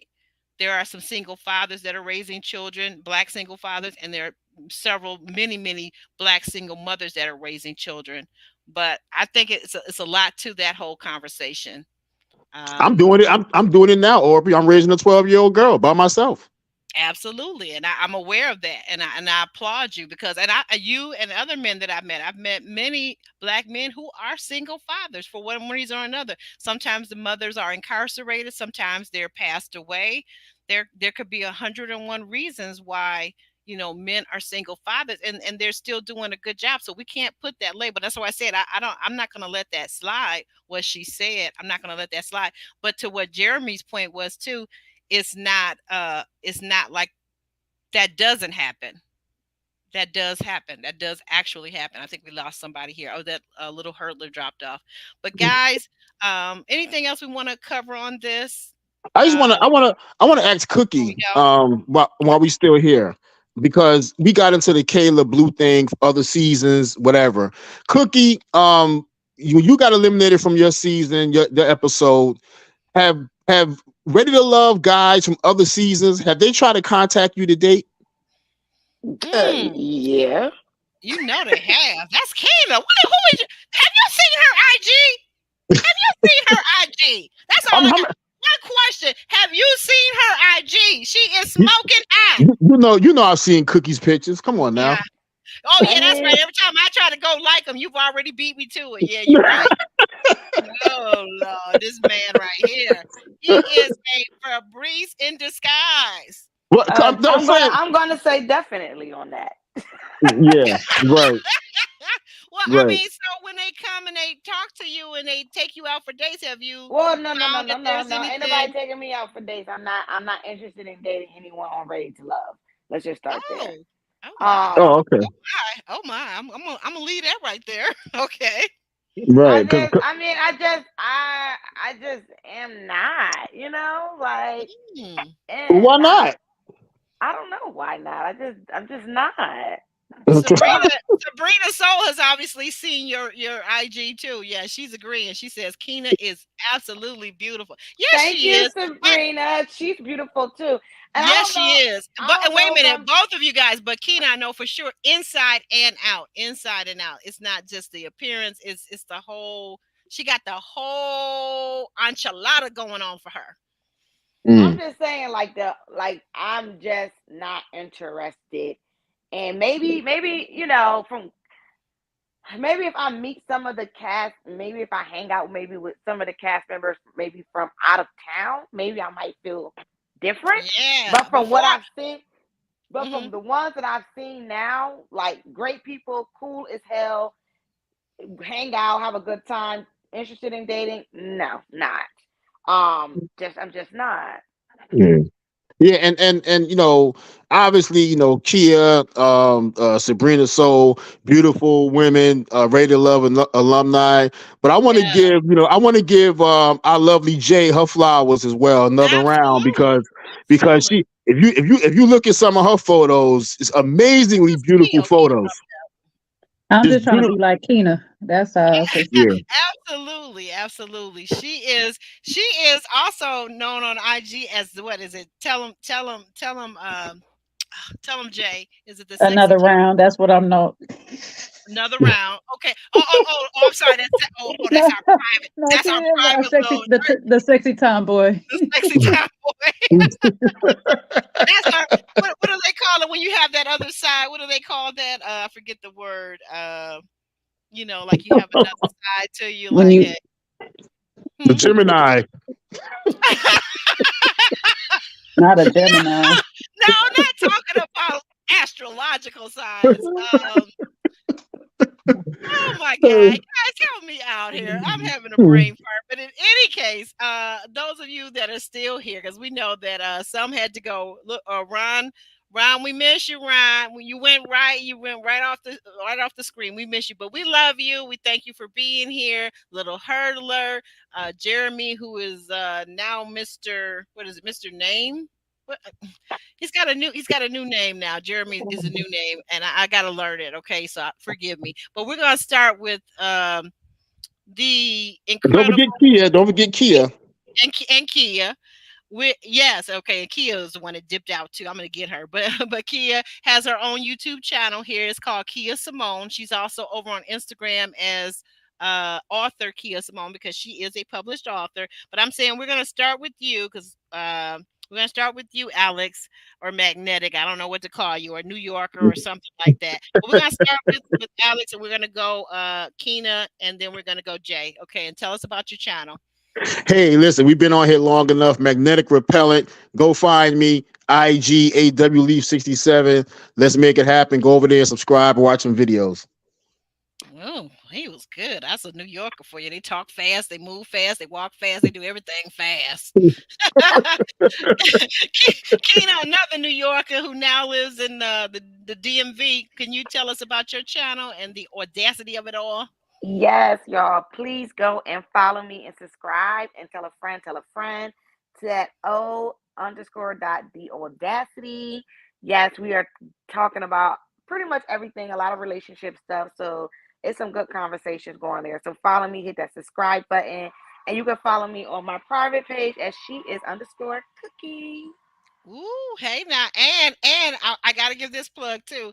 Kina is also our roving reporter when we do these shows. When we do Ready to Love, Kina keep her nose to the pavement, and she let us Yeah. know what is really, really, really, I really, got my really ear to up. the street. Now, did y'all see all that stuff? We're sidebar. Did y'all see all that stuff going back and forth between Kayla and Little B? Oh, I thought it Child, was it Chalet, Crystal? Baby, now that was some Chalet. T. She was talking about how fake her and Mike relationship was. It was bad. And they was talking about pulling out receipts. Wait a minute, wait. Kina, are you talking about Kayla from last season's Ready to Love? Yes, and she went back and forth because she was What? basically saying she basically went and was saying that her and Blue's relationship was fake. This is what B was saying. What's her name on that show? Brandy. Brandy was Brandy. saying Oh, Brandy. What? Brandy was saying that their relationship was Alter fake. ego, thank And you. then Kayla popped off and was like, B, don't go there. We all know you and Mike was fake. And I got the receipts. Don't make me pull out the text messages. He didn't want you. He asked you to stop following me on social media. It's all on IG to see, y'all. I was sitting there with my But eyes. under what thread? Under what thread? Where do I go to see this? Where do we Uh, go? where is it at? On it started on God, what's the blogger that she does the interviews after the Ready to Love after they get kicked off the show? Crystal XO? Yes, it started on her page. Ooh. It Oh my started on her goodness. page. Mm-hmm. If you Mm. go down, you'll see like them trolling each other. It got nasty. So yeah, that's the revolving tea for the day, y'all. So yeah, go follow me on my page, y'all. Okay. Okay, doing your baby voice. Ooh. Jay, come on with it. Let them know where to find you at, girl, and what you got going on. Well, you guys could find me at another round. I'm Me and dead. Jeffrey will be there. Okay.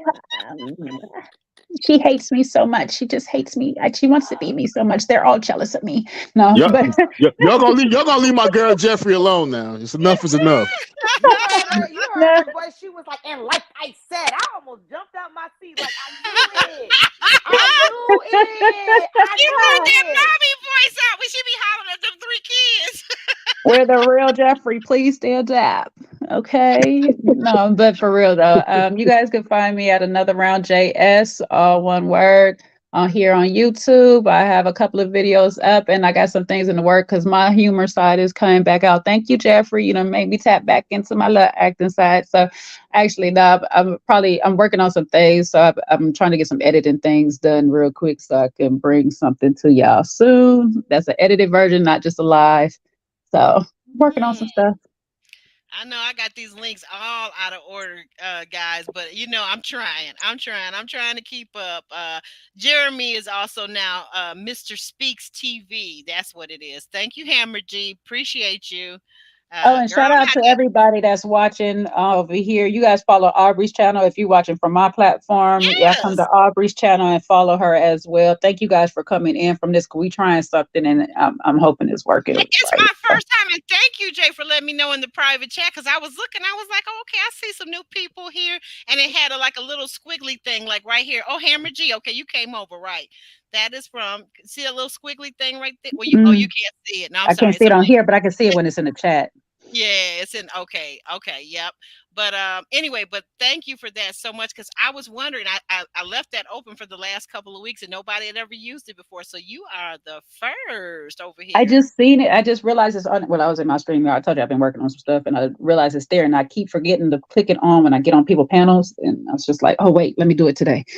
So that was a part of the reason why I was struggling in the beginning when I was having the sound issue because I put it on and then I lost the sound. So Oh, okay. You're gonna have to tell me when we get a chance to talk privately. You got to tell me how you do that because I was on, interestingly enough, Kayla.com. I was on one of her lives recently, and I wanted to do it. It had just come out, and I kept looking all over my controls, and I could not find the it should button be to right put at the top, like you know how you go to broadcast on yours. Well, when you're a guest, it it. shows you to link, like add your where you want to broadcast to, so it shows you Oh, there. okay. So at the And top so, right hand side, basically. yeah, yeah, Okay. where your end broadcast is on your screen, that's where it would be when you go to other people's. Oh, okay, okay. I dig it. I dig it. Okay, I would appreciate that. Thank you guys so much. Thank you guys for joining me. I want to thank our wonderful, wonderful admin, our moderators, and that's LMV, and that's also Monique King. They are moderators extraordinaires. Thanks for our members being in the audience, Ravine, Roro, many others that were here. I'm sorry I can't catch you all. I'm going to slide on out of here, guys. I am exhausted. This was great. This was really great. So I'm praying and hoping, and I'm asking you now. So don't say I never asked, because I'm asking you now, everyone that was here tonight to return, including Jeremy, Ron, Kia that have now already left the chat. And hopefully next week, JR, if you're still in the chat, get with me over on IG. Let's get that information exchange so we can bring you up next week too, okay? But I look forward to this second part because I got to find out what happened to Cynthia and Anthony. What is really going on? Like what? What's really going on? Did you guys want to know or no? The body language is not good. The I body don't know. language. It didn't look bad. It didn't look like some other ones. It looked like they playing. So we'll see. They could be just teasing us, huh? Yeah. So we'll see. I don't know.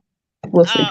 Oh yeah, and stay tuned or West over at Stay Tuned. Yes, it's on for tomorrow. We'll be on tomorrow. Check with the. I think it's. I think I said it for.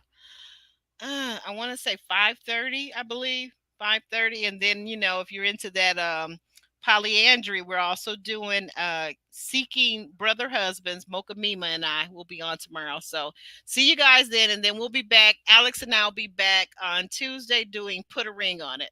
Right. Yes, it absolutely. Absolutely, guys. So I am, with all that said and done, I'm exhausted. I'm climbing my way on up out of here and I'm getting in the bed. So All you right. guys, See you guys. see you Bye. guys. Say bye. Say bye, Bye bye. everybody. Good Bye, night. y'all. Good night. Love you guys.